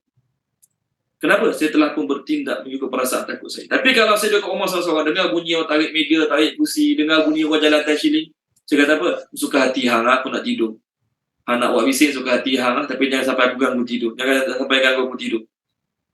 Saya pun tidur macam biasa. Perasaan takut tu ada. Tapi saya tak layan. Yang pergi jalan pergi surau tadi, perasaan takut ada. Dengar orang menangis, dengar orang panggil nama saya, takut tu ada. Tapi saya tak layan. Saya tetap jalan macam biasa, pergi surau, semayang balik macam biasa juga. saya tak layan, tak ikut perasaan takut saya itu, adakah kau panggil saya penakut? Tak. Perasaan tu ada dalam hati? Ada. Saya penakut tak? Kenapa? Tak layak panggil penakut. Nabi Musa masa tengok ular, pop lari ke belakang. Boleh kita kata, oh Nabi apa ni takut dengan ular? Nabi mana dia takut ular? Kalau penakut, kalau Nabi Musa penakut, tengok ular pun lari, 2 kilometer lari. Perasaan takut tu ada pada Nabi Musa. Tetapi bila Allah suruh pegang, Nabi Musa pegang tak? Allah kata pegang. Pegang balik ular tu. Kalau penakut, sorry lah, tak payah kata ular, lipas pun tak ada pegang. Nabi Musa takut ada. Bila Allah suruh pegang, dia pegang. Pop. Maksudnya dia orang yang tak ikut perasaan takut dia. Layak tak kita panggil Nabi Musa penakut? Tak layak panggil Nabi Musa penakut. Sama lah juga Nabi Ibrahim. Perasaan takut ada, normal. Perasaan takut ada. Normal, bagi semua orang ada perasaan takut. Tapi Nabi Ibrahim tidak bertindak mengikut perasaan takut dia, maka kita tak boleh kata Nabi Ibrahim sebagai orang yang penakut. Kenapa dia rasa takut tak senang hati kat sini? Sebab nampak tetamu-tetamu yang datang ni lain macam. Maknanya kat sini Nabi Ibrahim pun tak tahu yang datang tu malaikat. Walaupun Nabi Ibrahim dekat dengan Allah, kekasih Allah, Nabi Ibrahim tak ada ilmu kasyaf boleh tahu orang tu malaikat. Kita baru ada ilmu sikit, boleh tahu dah orang ni hati dia masalah ni, boleh tahu dah orang ni muka macam ni cakap lain, buat lain. Amboi. Hebat sangat ke kita tengok muka boleh tahu. Tengok muka, aku tengok muka boleh tahu dah ni. Tak boleh percaya dia ni. Nak buat bisnes tak boleh dengan dia ni. Apa dia cakap tak boleh percaya sebab tengok muka. Macam mana awak tahu? Saya tengok muka saya tahu dah.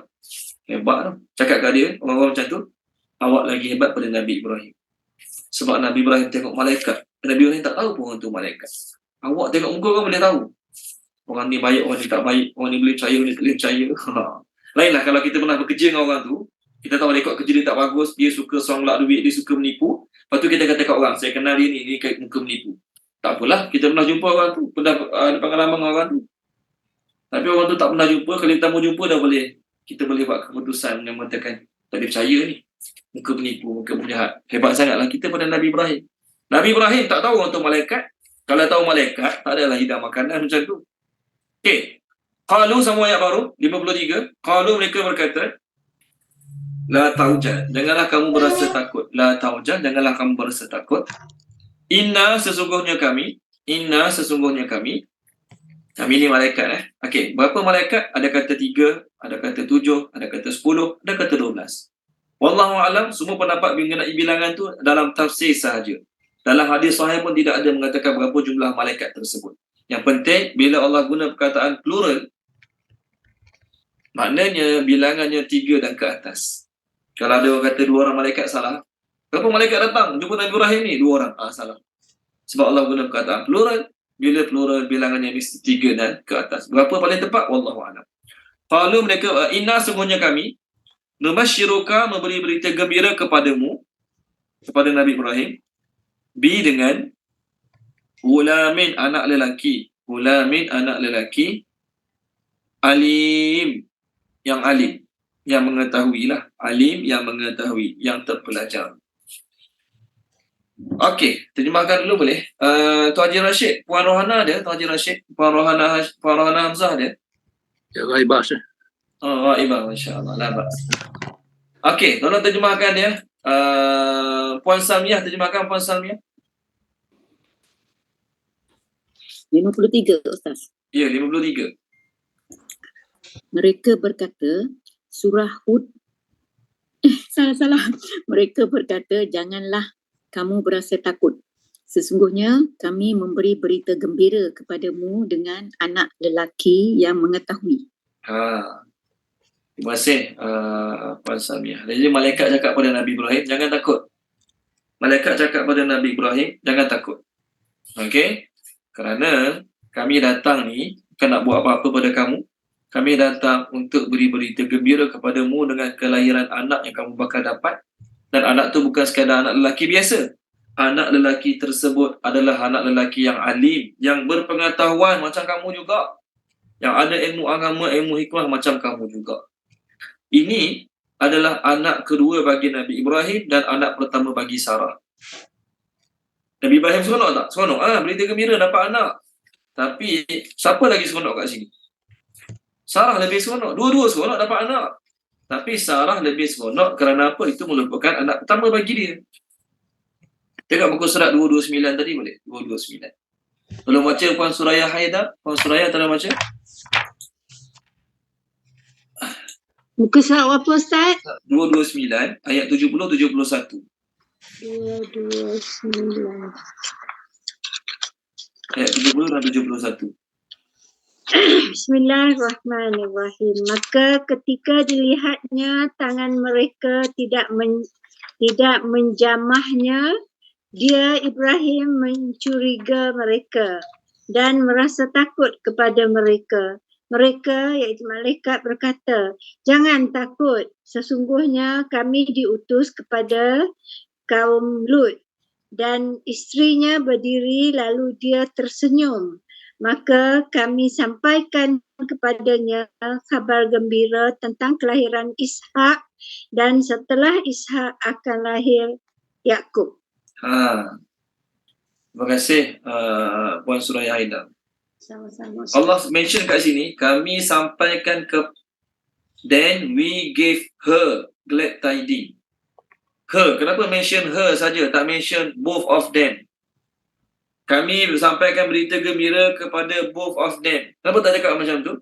Allah hanya kata, kami sampaikan berita gembira pada her. Maksudnya pada dia seorang. Pada Sarah seorang je. Tapi tu Nabi Ibrahim tak gembira ke dapat Nabi Ishak ni? Tak gembira juga. Tapi kegembiraan Sarah tak sama dengan kegembiraan Nabi Ibrahim. Maknanya Sarah lebih bergembira berbanding Nabi Ibrahim. Nabi Ibrahim seronoklah juga dapat anak kedua. Anak pertama Nabi Ismail dengan Hajar. Ni anak kedua dengan isteri pertama Sarah. Seronok tak? Seronok. Tapi Sarah lebih seronok. Sebab tu ayat yang dibaca oleh Puan Suraya tadi, Allah mention her, seorang saja. Bukanlah mana Nabi Ibrahim tak seronok, seronok. Tetapi Allah Subhanahu Wa Taala nak beritahu Sarah lebih seronok berbanding dengan Nabi Ibrahim. Okey, baik, seterusnya ayat 54. Qala, dia telah berkata, Nabi Ibrahim berkata, adakah jadi tuan-tuan dan puan-puan, berita mengenai kelahiran anak adalah berita yang gembira. Berita mengenai kelahiran anak, bakal kelahiran anak, berita gembira. Anak lelaki ke anak perempuan ke yang bakal lahir, berita gembira. Maka sepatutnya, bukan sepatutnya lah, bagus kalau suami isteri ada rezeki lebih buat makan-makan, jamu orang makan. Tak payah panggil semua orang, mungkin kos tinggi. Buat makan-makan adik-beradik, buat makan-makan dengan family. Kenapa? Kami Alhamdulillah pergi cek doktor kata dah mengandung. Contohlah isteri dah mengandung. Kandungan umur lebih kurang dalam 7 minggu contoh. Jadi sebagai tanda gembira, buat makan-makan, bagi makan kat surau, contoh. Kerana apa? Berita mengenai anak yang bakal lahir adalah berita gembira. Walaupun anak yang ke-10, anak yang ke-12, ke-13 ke, itu adalah berita gembira. Okey? Lelaki ke perempuan ke, sama je. Orang yang berbeza-beza kan, anak perempuan tak best lah, anak lelaki tak best lah. Orang macam ni ada sifat macam apa? Orang macam ni ada sifat macam siapa? Siapa tahu? Anak perempuan lah, aku nak anak lelaki. Lah anak lelaki lah, aku nak anak perempuan. Siapa Orang sifat? Arab. Ya? Orang Arab jahiliah. Orang-orang musyrik. Arak jahiliah. Dapat berita gembira anak perempuan tutup muka, malu tak nak keluar rumah. Dapat berita gembira anak perempuan tutup muka, malu tak nak keluar rumah. Jadi siapa yang tak bergembira dengan berita yang dia dapat anak perempuan ke anak lelaki, tak gembira, tak syukur pada Allah Subhanahu Wa Taala, maka dia punya sifat perangai macam tu macam sifat orang Arab jahiliyah. Okey, sambung. Qala, dia telah berkata Nabi Ibrahim, adakah basyartumuni, kamu beri berita gembira kepadaku.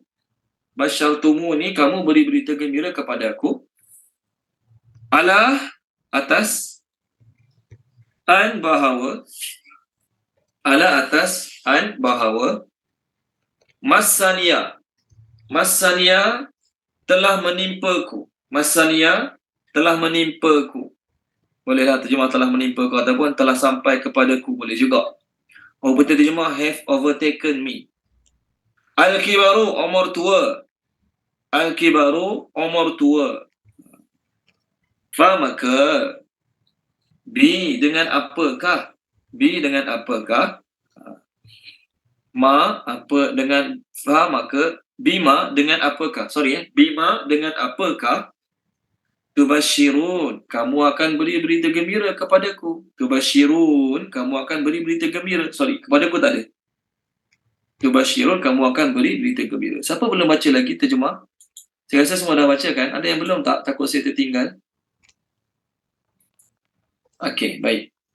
Semua dah baca alhamdulillah. Puan Salasiah telah baca, boleh Puan Salasiah?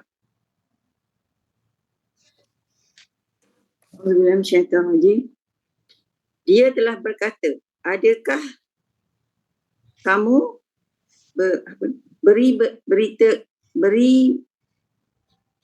berita gembira kepadaku atas bahawa telah menimpaku umur tua, maka dengan apakah kamu Berikan berita gembira, betul? Akan beri berita gembira. So what then? You give good news. Tu betul kata. Baik, Nabi Ibrahim alaihissalam dia dah yakin orang tu daripada Allah, malaikat-malaikat tu daripada Allah datang beri berita gembira.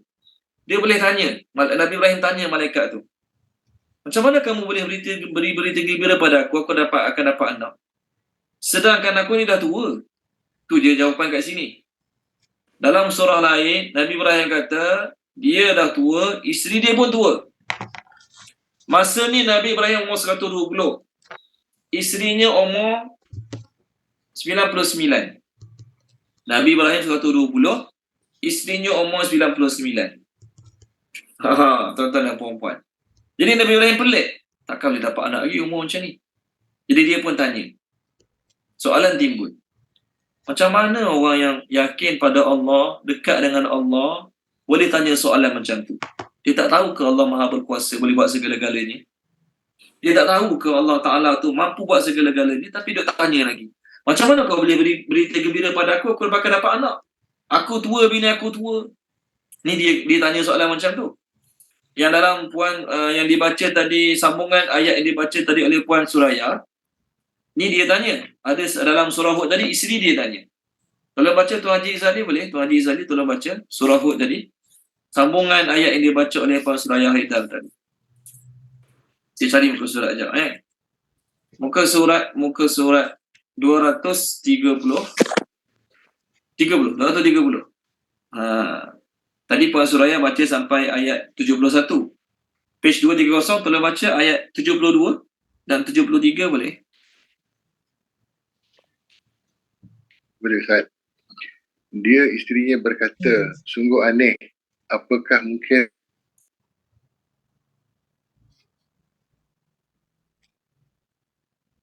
Tuan Haji Izzali tak dengar lah. Dengar sekejap betul hilang. Boleh ambil balik tak? Tuan Haji Izzali dengar separuh je, lepas tu nampak mute. Boleh ambil balik tak?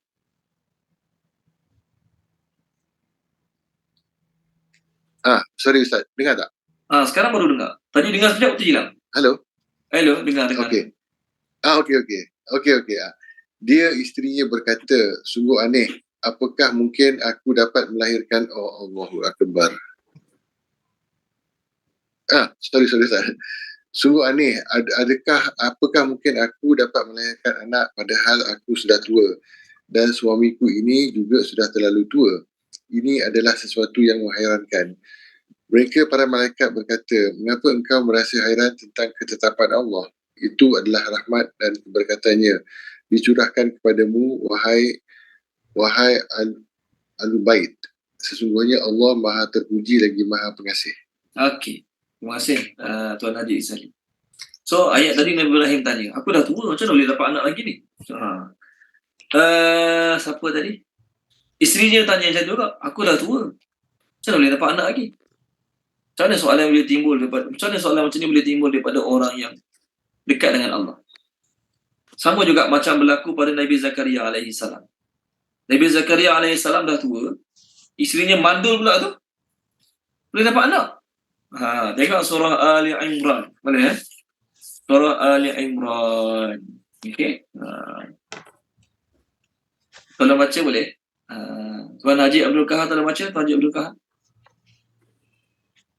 Muka surat 55 ayat 40. Muka surat 55 ayat 40. Boleh? Dengan 40, 39 dan 40.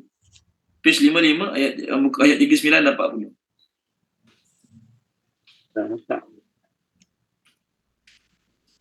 Okey, bismillahirrahmanirrahim. Kemudian para malaikat memanggilnya ketika dia berdiri menunaikan solat di mihrab. Allah menyampaikan kabar gembira kepadamu dengan kelahiran Yahya yang membenarkan sebuah kalimah, iaitu firman daripada Allah. Teladan berkemampuan menahan diri daripada hawa nafsu dan seorang nabi antara orang-orang soleh. Dia, Zakaria, berkata, "Ya Tuhanku, bagaimana aku boleh mendapat seorang anak sedangkan aku sudah sangat tua dan isteriku pun mandul?" Dia Allah berfirman, "Demikianlah Allah berbuat apa yang dia kehendaki." Okey, terima kasih Tuan Haji Abdul Qahar. So soalan saya, macam mana seorang Nabi dekat dengan Allah boleh tanya soalan macam ni? Tak yakin ke dengan kuasa Allah? Siapa boleh jawab? Siapa boleh jawab, dia dapat cuti minggu depan. Okey, jawapannya macam ni. Pertanyaan Nabi Ibrahim bukanlah pertanyaan kerana tidak yakin ataupun kerana tidak percaya. Tapi tanya kerana excited. Tanya kerana excited. Doktor beritahu, doktor ni kita pergi klinik, doktor beritahu, tahniah, awak dah dapat, awak bakal jadi ayah.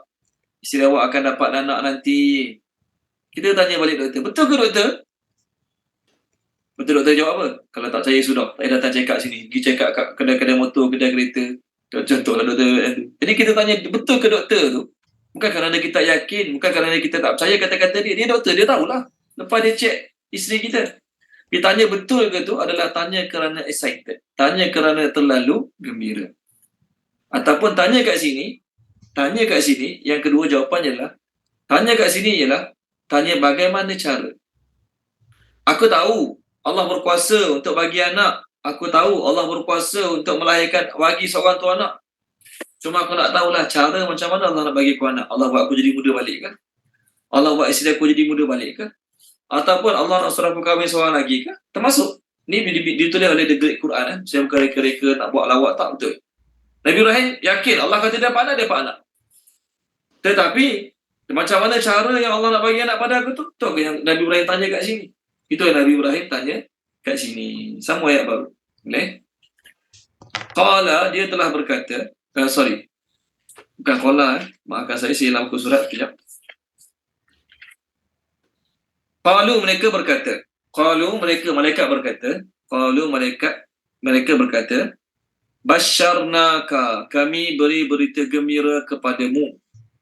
Basyarnaka, okay, kami beri berita gembira kepadamu. Dengan al-haq, sebenar-benarnya. Al-haq, sebenar-benarnya. Fa maka, la janganlah, takun kamu menjadi min daripada al-qanitin, orang-orang yang berputus asa. Al-qanitin, orang-orang yang berputus asa. Tolong baca dia, Puan Nur Azhar, tolong baca boleh ayat 55 ni.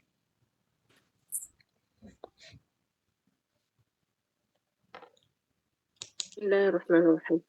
Mereka berkata, kami beri berita gembira kepadamu dengan sebenar-benarnya, maka janganlah kamu menjadi daripada orang-orang yang berputus asa. Terima kasih Puan Nur Azhar. Maknanya apa? Nabi Ibrahim memang dah lama doa, dah lama usaha, dah lama ikhtiar tak dapat anak. Malah dengan isterinya Sarah ni lah, dah lama usaha, dah lama berdoa, dah lama ikhtiar tak dapat anak. Maka malaikat pesan, jangan putus asa. Bila Allah kata Allah nak bagi anak, Allah tetap akan bagi anak. Jadi kita pun samalah juga, kalau ada kawan-kawan yang dah lama kahwin, tak dapat anak lagi, cakap pada dia jangan putus asa. Nabi Ibrahim umur 120 dapat anak lagi. Awak umur berapa? Baru 30, sabarlah sekejap. Nabi Ibrahim 120 dapat anak lagi. Cuma awak tunggu umur awak 120 nanti insya-Allah boleh dapat. Cakap dia menangis pula dia nanti. Tak, maksud saya, pesan pada pasangan tersebut, bila Allah nak bagi, Allah akan bagi. Bila sampai masa dia, Allah tetap akan bagi. Jangan putus asa. Teruskan doa, teruskan usaha, teruskan doa, teruskan usaha.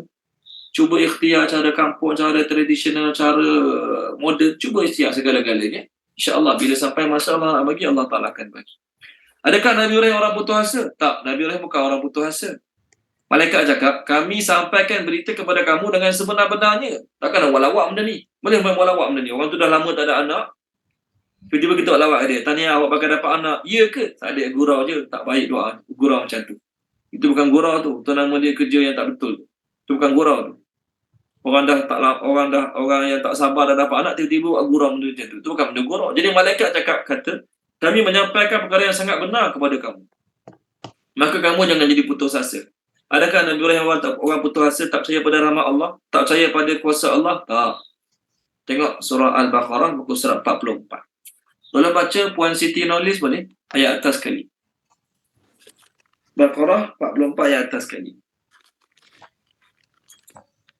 Bismillahirrahmanirrahim. Tak ya Ustaz. Dan ingatlah ketika Ibrahim berkata, Tuhanku, tunjukkanlah kepadaku bagaimana engkau menghidupkan orang mati. Allah berfirman, belum percayakah engkau? Dia, Ibrahim menjawab, aku percaya tetapi agar hatiku tenang. Dia, Allah berfirman, jika begitu ambillah 4 ekor burung, lalu cincanglah, kemudian letakkan setiap satu bahagian di atas bukit. Kemudian panggillah mereka, nescaya mereka akan datang kepadamu dengan segera. Ketahuilah bahawa Allah Maha Perkasa lagi Maha Bijaksana. Okey, terima kasih Puan Siti nulis. Takkan Nabi Ibrahim tak percaya Allah boleh hidupkan orang mati? Nabi apa macam tu? Nabi Ibrahim kata, aku nak dapat tengok supaya lebih tenang, lebih yakin, lebih satisfied hati aku bila dapat tengok apa yang tu depan mata. Aku dah yakin, cuma belum tengok depan mata lagi. Sekarang boleh tak tunjuk depan mata? Itu maksud Nabi Ibrahim kat sini. Dia orang macam ni, boleh ke kita kata putus asa pada rahmat Allah? Tak. Dia malaikat cakap pada sini, pada Nabi Ibrahim. Tapi pada kita semua juga. Jangan putus asa pada rahmat Allah. Apa kita nak, apa kita idamkan, selagi ada nyawa, selagi kita boleh hidup, teruskan usaha. Doa pada Allah.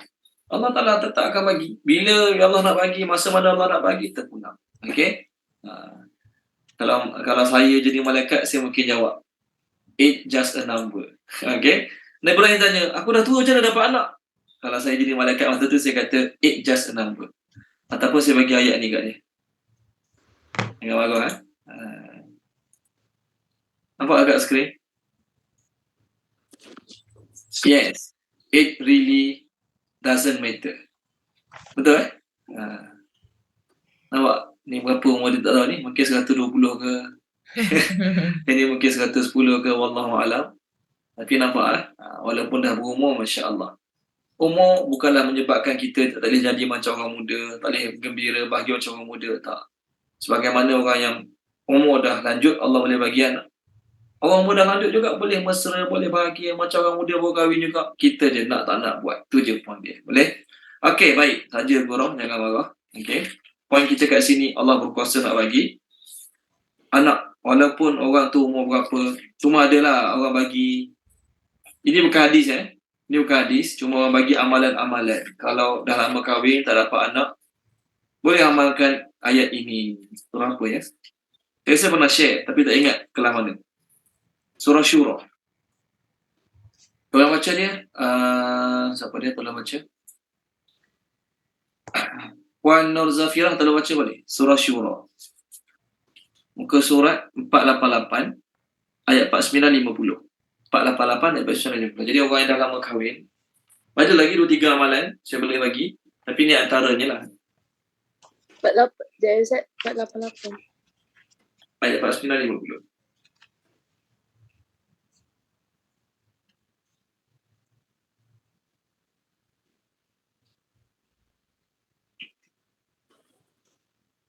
Ayat 49, okey. Dan 50. Bismillahirrahmanirrahim. Bagi Allah jualah hak milik segala yang ada di langit dan di bumi. Ia menciptakan apa yang dikehendakinya. Ia mengurniakan anak-anak perempuan kepada sesiapa yang dikehendakinya dan mengurniakan anak-anak lelaki kepada siapa yang dikehendakinya. Atau ia mengkurniakan mereka kedua-duanya, anak lelaki dan perempuan, dan ia juga menjadikan sesiapa yang dikehendakinya mandul. Sesungguhnya ia Maha mengetahui lagi Maha kuasa. Ini amalan-amalan yang Ustaz bagi. Bukan Nabi ajar. Siapa nak baca doa ni? Bukan. Ni kita panggil tabarruk. Ambil berkat dengan ayat Quran. Kita baca doa ni banyak-banyak. Mudah-mudahan Allah bagi anak. Bahkan ada setengah-setengah amalan untuk dapat anak kembar. Pun sama juga. Tuan-tuan type je dekat Google. Amalan untuk dapat anak kembar. InsyaAllah keluar ayat ni. 50 ni. Amalan untuk dapatkan anak kembar. InsyaAllah keluar ayat ni. Ayat 50 surah Syura ni. Ini antaranya lah. Banyak lagi ayat lain. Tapi ni antaranya. Saya tak kata Nabi ajar baca ayat ni. Ni dia panggil tabaruk. Ambil berkat dengan ayat Quran. Okay, baik. Seterusnya. Qala, dia Nabi Ibrahim berkata, wa dan man, siapakah yang? Tidak ada siapa yang. Terjemah yang. Man, tidak ada siapa yang. Yang penatu berputus asa. Yang penatu berputus asa. Min daripada rahmati rahmat. Wa dan man, tidak ada siapa yang penatu berputus asa. Min daripada rahmati rabbihi, rahmat Tuhannya. Rahmati rabbihi, rahmat Tuhannya. Illa melainkan ad-dallun, orang-orang yang sesat. Ad-dallun, orang-orang yang sesat. Siapa yang dah lama kahwin tak dapat anak, okey, boleh amalkan doa tu tadi. Ataupun dah ada anak lagi, boleh amalkan doa tu. Satu. Yang kedua, dalam surah Al-Anbiya, doa Nabi Zakaria. Tengok buku surat 329. Saya baca dia lah, lewat 329 ayat 89. 329 ayat 89. Wa Zakaria iznada rabbahu Rabbi la tadharni fardan wa anta khairul warisin. Baca pada Rabbi la, itulah. Oh my Lord, do not you leave me alone without no apa ni? H-E-I-R. Tak kerti nak sebut. H-E-I-R. Okay?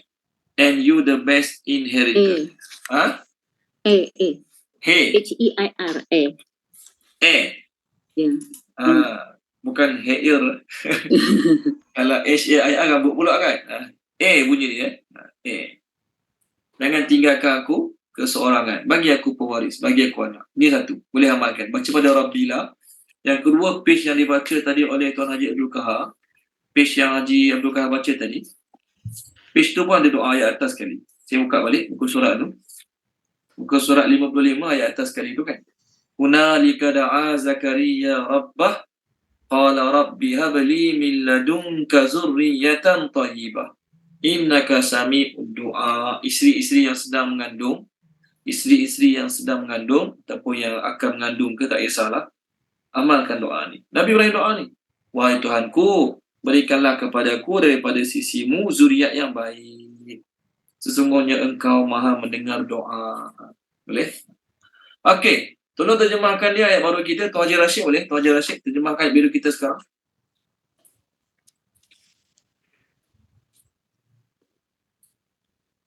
Ada Tuan Haji Rashid. Tarajjam lana hazihil ayat. Bismillahirrahmanirrahim. Dia berkata, dan tidak ada siapa yang berputus asa daripada rahmat Tuhannya melainkan orang-orang yang sesat. Okey.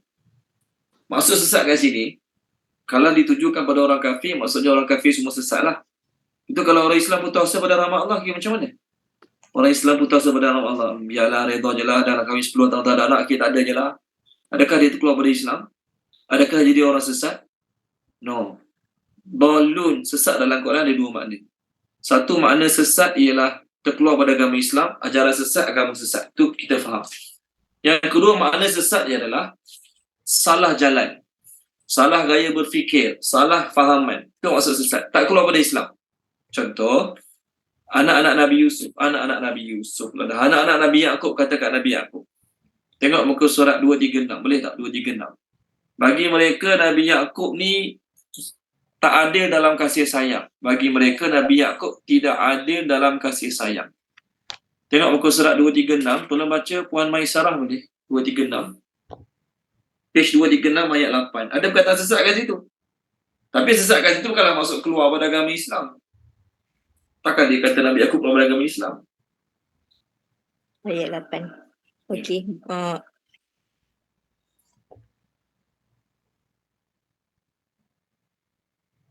Page 236 ayat 8.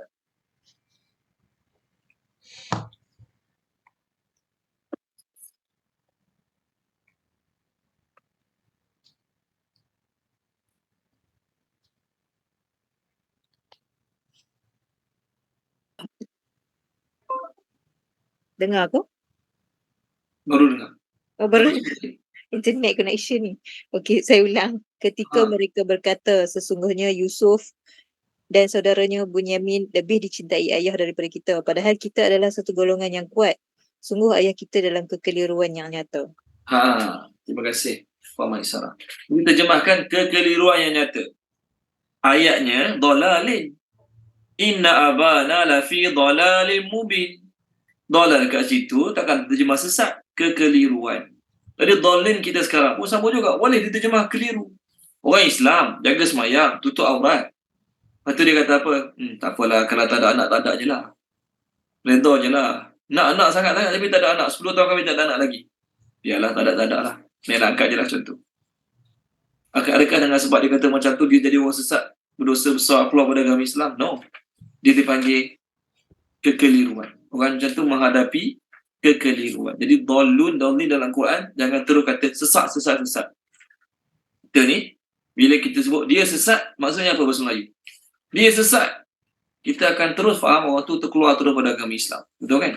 Sedangkan dalin kat sini, kalau orang Islam putus asa pada rahmat Allah, maka orang Islam tu dipanggil tersalah jalan, keliru dalam bab kefahaman. Bukan semestinya dia keluar dari agama Islam. Sama ayat baru, ayat 57. Qala, dia telah berkata Nabi Ibrahim. Habis ada pasal dapat anak kat sini. Tonton dalam tafsir jalan lain dan juga tafsir Ibnu Katsir.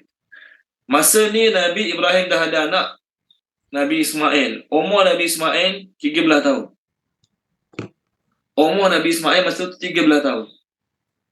Masa tu umur Nabi Ibrahim 120 tahun. Maknanya masa Nabi Ibrahim dapat Nabi Ismail, berapa umur Nabi Ibrahim? Berapa umur Nabi Ibrahim masa dapat Nabi Ismail? 107. Ya?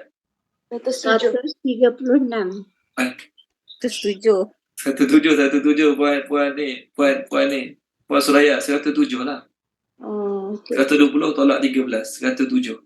Oh, okay. 107, tuan-tuan, 107 dapat anak pertama Nabi Ismail. Lepas 13 tahun, dapat anak kedua Nabi Ishak. Dan ayat yang dibaca tadi oleh Puan Suraya baca tadi, surah Hud tadi, Allah cakap pada Nabi Ibrahim, kami beri berita gembira kepadamu tentang Ishak dan selepas Ishak, Yakub. Maknanya, lepas dapat Nabi Ishak, Allah bagi umur panjang pada Nabi Ibrahim. Sampailah Ishak tu kahwin, dapat anak pula, Yakub pula anak dia. Nabi Ibrahim sempat tengok cucunya Yakub.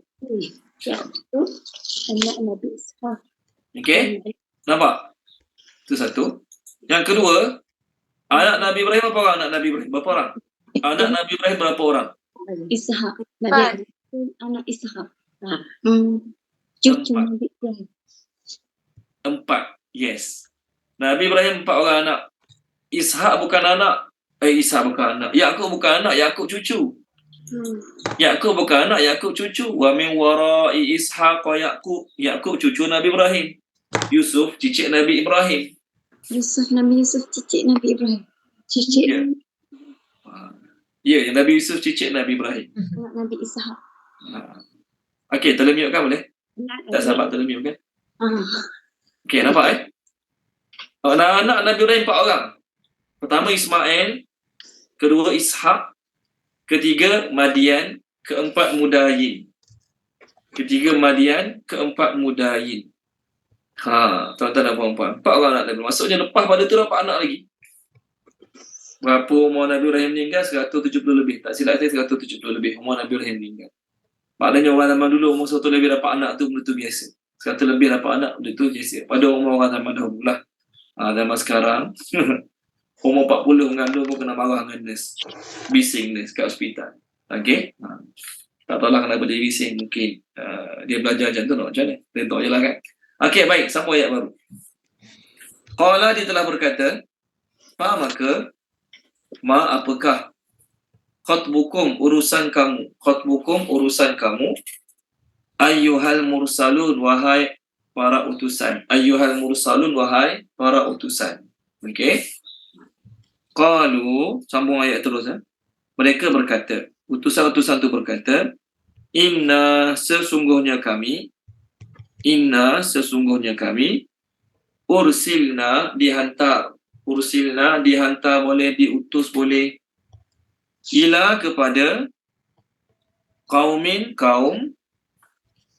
mujrimin yang berdosa. Kaum LGBT. Illa melainkan ala Lut, keluarga Nabi Lut. Ala Lut, keluarga Nabi Lut. Okey. Inna sesungguhnya kami ni malaikat-malaikat. La benar-benar munajjuhum akan menyelamatkan mereka. Ajma'in kesemuanya. Sambung lagi. Illa melainkan imra'atahu, isterinya, isteri Nabi Lut. Imra'atahu, isterinya, isteri Nabi Lut. Qaddarna, kami telah tetapkan. Tentukan pun boleh. Kami telah tetapkan.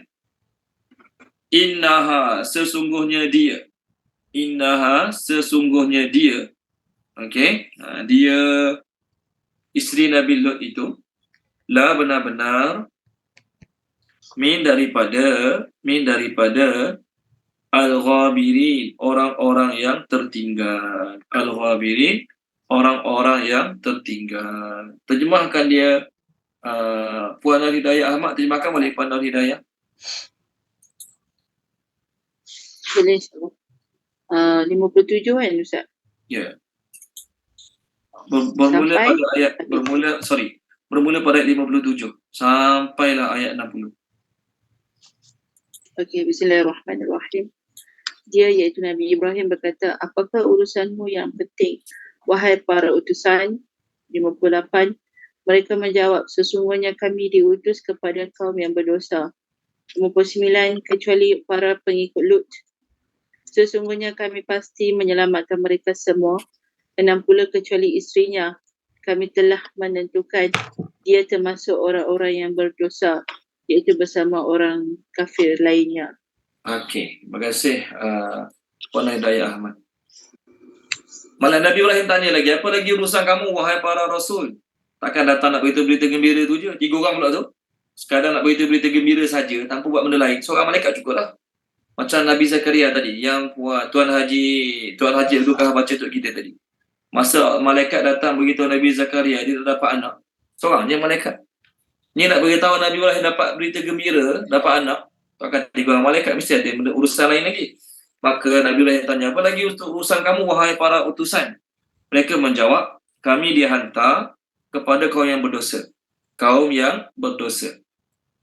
Berdosa kat sini, pertama sebab kafir, kufur pada Allah. Kaum Nabi Lut ni kufur, ingkar pada Allah, syirik. Yang kedua, mereka juga melakukan perbuatan dipanggil liwat. Okey, dipanggil sadum. Okey, nama kampung mereka Sazum ataupun Sadum. Yang tak ada. Betul. Buang. Nama kampung mereka Sadum ataupun Sazum. Nabi Lut adalah anak saudara kepada Nabi Ibrahim. Nama Nabi Lut adalah Lut bin Haran bin Hazar. Haran adalah adik-beradik pada Nabi Ibrahim. Ibrahim bin Azar. Mereka berdua sama-sama tinggal di Iraq. Yang beriman kepada Nabi Ibrahim, Nabi Lut seorang. Yang beriman kepada Nabi Ibrahim, Nabi Lut seorang. Lepas pada tu Allah hancurkan kaum Nabi Ibrahim. Dalam Quran tak cerita bagaimana Allah hancurkan kaum Nabi Ibrahim. Yang ada dalam tafsir, Allah tenggelamkan mereka dalam bumi. Itu dalam tafsir. Tengok surah Al-Ankabut. Tolong baca surah Al-Ankabut. Puan Izawani, tolong baca Puan Izawani, surah Al-Ankabut.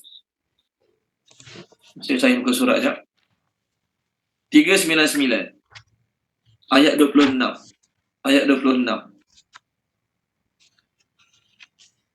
Bismillahirrahmanirrahim. Setelah itu, Lut beriman kepadanya dan Ibrahim pun berkata, Aku hendak berhijrah kepada Tuhanku. Sesungguhnya, dialah jua yang maha perkasa lagi maha bijaksana. Okey. Terima kasih Puan Izawani. Kebanyakan terjemah, dia berkata dia tu Nabi Ibrahim. Sedangkan dalam ayat Quran dua-dua kemungkinan boleh. Nabi Ibrahim kata boleh, Nabi Lut kata boleh. Jadi lepas Allah binasakan kaum mereka dekat Iraq, Nabi Ibrahim hijrah ke Palestin, Nabi Lut hijrah ke Jordan. Nama tempat tu Sadum ataupun Sazum.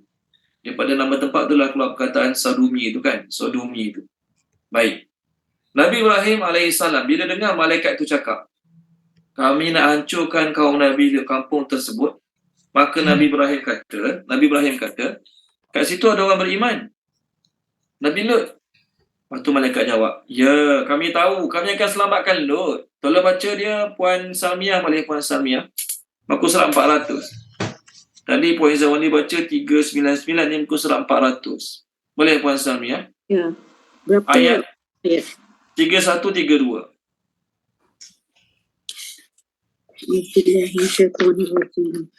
Dan ketika utusan kami, para malaikat datang kepada Ibrahim dengan membawa kabar gembira. Mereka mengatakan, sesungguhnya kami akan membinasakan penduduk kota Sodom. Kami akan membinasakan penduduk kota Sodom ini kerana penduduknya sesungguhnya orang-orang yang zalim. 32, Ibrahim berkata, sesungguhnya di kota itu ada Lut. Mereka, para malaikat berkata, kami lebih mengetahui siapa yang ada di kota itu. Kami pasti akan menyelamatkan dia dan pengikut-pengikutnya, kecuali isterinya. Dia termasuk orang-orang yang tertinggal, iaitu dibinasakan. Okey, terima kasih Puan Salmiah. Dengar nama pengikut-pengikutnya macam banyaknya. Padahal yang beriman dengan Nabi Lut, 2 orang anak perempuan dia je. 2 orang anak perempuan dia je. Tolong baca Puan Salasiah boleh, surah Az-Zariyat. Surah Az-Zariyat. Muka surat 522 boleh, 522. Ayat 31 sampai 37. 31 sampai 37. Boleh? Boleh Puan Salasiah? Dia Ibrahim berkata, apakah urusanmu yang penting wahai para utusan? Mereka menjawab, sesungguhnya kami diutus kepada kaum yang berdosa, iaitu kaum Lut, agar kami menimpakan mereka dengan batu-batu daripada tanah yang keras, yang datangnya daripada Tuhanmu untuk membinasakan orang yang melampaui batas. Lalu kami akan mengeluarkan orang yang beriman yang berada di dalamnya, negeri kaum Lut itu. Maka setelah diperiksa, kami dapati tinggal sebuah rumah sahaja yang penduduknya adalah orang yang beriman kepada Nabi Lut alaihissalam. Dan kami meninggalkan kepada negeri itu suatu tanda bagi orang yang takut kepada azab yang pedih. Okey. Terima kasih Puan Salasiah. Dia tak beritahu dalam ayat tu, tapi dalam terjemah Quran Bahasa Inggeris saya, dia kata, but we found not there any household of the Muslim except one house. Lepas tu dalam bracket, Lut and his 2 daughters. Maksudnya Nabi Lut dengan 2 orang anak perempuan je. Serumah tu je ada orang Islam. Yang lain semua kafir dan yang lain semuanya terlibat dalam perbuatan liwat tersebut. Saya tertinggal sebenarnya isteri Nabi Ibrahim juga Hajar mandul. Okey, Hajar mandul juga, bukan sekadar isteri Nabi Zakaria saja. Kalau baca Puan Suraya Haidar boleh, Puan Suraya Haidar page 521. 521. Tadi kita dah baca dah sikit-sikit tu. Ayat apa Ustaz? Ayat 29. Isteri Ibrahim bukan Hajar mandul, Sarah yang mandul. Sarah, sorry. Saya sebut Hajar Pak. Sorry. Terima kasih Puan Suraya. Saya silap. Isteri Nabi Ibrahim inilah yang nak dapat anak Nabi Ishak ni. Sorry. Terima kasih Puan Suraya.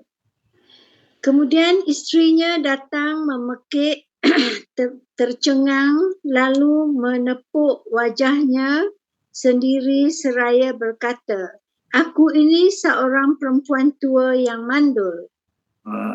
Okey. Nampak? Jadi yang mengeluarkan kata-kata ni Sarah. Sarah umur 99, mandul. Nabi Ibrahim dah tua, tapi masih lagi boleh dapat anak. Boleh lagi dapat anak. Kat sini Sarah, bukan Hajar. Maafkan saya. Terima kasih Puan Suhaib. Okey, baik. Yang beriman kat kampung tu, nama kampung tu Sadum ataupun Ghamurrah. Sadun ataupun Ghamurrah. Ghain, Mim, Ra, Ta. Sadum, Sin, Dal, Waw, Mim ataupun Sin, Zal, Waw, Mim. Sadum ataupun Sazum. Malaikat cakap pada Nabi Lut, aku akan selamatkan keluarga dia. Cakap pada Nabi Ibrahim, aku akan selamatkan keluarga dia kecuali isteri dia. Isteri dia termasuk di kalangan orang-orang ditinggalkan. Isteri Nabi Lut akan kena azab yang 3 ni lah. Tengok ketiga kat skrin. Nampak 3 kat skrin. Ustaz Dr. Luman, Dr. Muhammad Luman Ibrahim. Orang yang mengiktiraf, mengakui, menyokong, tidak mencegah, tidak membenci, kaum yang Allah binasakan dengan 3 azab. Allah hancurkan mereka dengan peti halilintar, bumi diterbalikkan, hujan batu yang membinasakan. Surah Al-Hijr 73-74. Kita tak sampai lagi lah ayat tu. Tapi Puan Salasi ada baca dah untuk kita tadi. Page 522. Surah Az-Zariyat ada cerita pasal 3 azab tu. Okay, tak apalah. Tu nanti sampai tempat dia kita bincang dengan detail. Isteri Nabi Lut adalah orang tak beriman dengan Nabi Lut. Macam-macam tafsir cerita pasal isteri Nabi Lut. Ada mengatakan isteri dia pun jenis minat sejenis juga. Lelaki-lelaki minat sama-sama lelaki. Perempuan-perempuan di kampung tu jenis minat perempuan juga, lesbian. Tetapi ini tidak ada ayat Quran. Pendapat ini tidak ada ayat Quran. Ada pendapat juga mengatakan isteri dia ni Allah binasakan sebab khianat. Apa khianat isteri dia? Isteri dia ni tolong bocor rahsia. Kat rumah aku tu ada tetamu suami aku, handsome. Jambu-jambu semua tu. Patutnya Nabi Lut nak sembunyikan tetamu-tetamu tu, tak nak bagi kaum dia tahu. Tetamu-tetamu tu datang rumah Nabi Lut. Tapi isteri dia datang cerita kat orang tu, kat rumah suami aku tu ada lelaki-lelaki handsome. Pergilah, kalau nak buat apa nak buat. Ini pun dalam tafsir juga.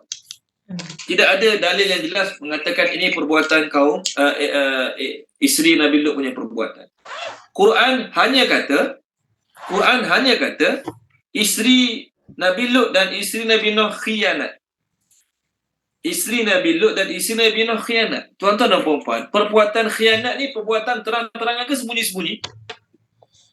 Khianat ni terang-terangan ke sembunyi-sembunyi? Sembunyi-sembunyi, Ustaz. Sembunyi-sembunyi. Maknanya Nabi Lut tak tahu pun isteri dia ni jahat macam tu sekali. Dia buat jahat sembunyi-sembunyi belakang-belakang.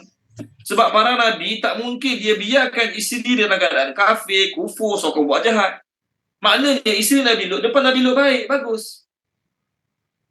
Belakang Nabi Lut buat benda tak betul. Khianat. Macam mana dia buat khianat? Wallahualam. Tolong baca Puan Sharifah Husna, muka surat 561 boleh? Lah, 561 ayat 10 surah At-Tahrim. Kita sama ke depan pula lepas ni. Ayat berapa Ustaz? Al-Tahrim? At-Tahrim ayat 10. Page 561. Ya. A'udzubillahi minasyaitonirrajim. Allah mengemukakan satu misal perbandingan yang menyatakan tidak ada manfaatnya bagi orang-orang kafir berhubung rapat dengan orang-orang mukmin selagi mereka tidak beriman dengan sebenar-benarnya, iaitu perihal isteri Nabi Nuh dan isteri Nabi Lut. Mereka berdua berada di bawah jagaan 2 orang hamba yang soleh daripada hamba-hamba kami. Dalam pada itu, mereka berlaku khianat kepada suami masing-masing. Maka kedua-dua suami mereka tidak dapat memberikan sebarang pertolongan kepada mereka daripada azab Allah. Dan sebaliknya dikatakan kepada mereka berdua pada hari pembalasan, masuklah kamu berdua ke dalam neraka bersama-sama orang-orang yang masuk neraka. Okey, terima kasih Puan Sharifah Husna. Cukup tu kita yakin dia khianat pada suami dia. Macam mana bentuk khianat? Macam mana cara khianat? Wallahu a'lam. Kita cukup percaya ayat Quran kata dia khianat. Dah. Kenapa Allah binasakan isteri Nabi Nuh? Kenapa Allah binasakan isteri Nabi Lut? Sebab mereka berdua khianat pada suami masing-masing. Khianat adalah perbuatan secara sembunyi. Maksudnya bukan terang-terangan dia menentang Nabi Nuh, bukan terang-terangan dia menentang Nabi Lut. Depan muka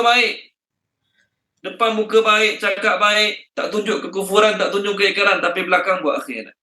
Macam mana cara khianat? Wallahu a'lam. Ada pendapat mengatakan mereka bersikap macam sikap munafik. Ya, munafik. Depan kita baik, belakang kita burukkan Islam, belakang kita usaha untuk jatuhkan Islam. Okey, kita berhenti sini dulu. Kita sambung minggu depan insya-Allah. Kisah kaum Nabi Lut, dan kita bincang sikit hukum hakam mengenai liwat ya. Bismillahirrahmanirrahim. Subhanallah wa bihamdihi, subhanakallahumma wa bihamdika, asyhadu an la ilaha illa anta, astaghfiruka wa atubu ilaik. Allahumma zayyinna bi zinatil Qur'an wa akrimna bi karamatil Qur'an wa syarifna bi syarafatil Qur'an wa adkhilna jannata bi syafaatil Qur'an ya dzal fadli wal ihsan. Allahumma inna nas'aluka ilman nafi'a wa rizqan wasi'a wa rizqan mubarakan wa amalan mutaqabbala. Allahumma anfa'na bima 'allamtana wa 'allimna ma yanfa'una wa zidna ilma walhamdulillahi rabbil alamin. Terima kasih semua. Assalamualaikum. Jumpa lagi minggu depan insya-Allah. Terima kasih Ustaz. Terima kasih, Ustaz. Terima kasih semua.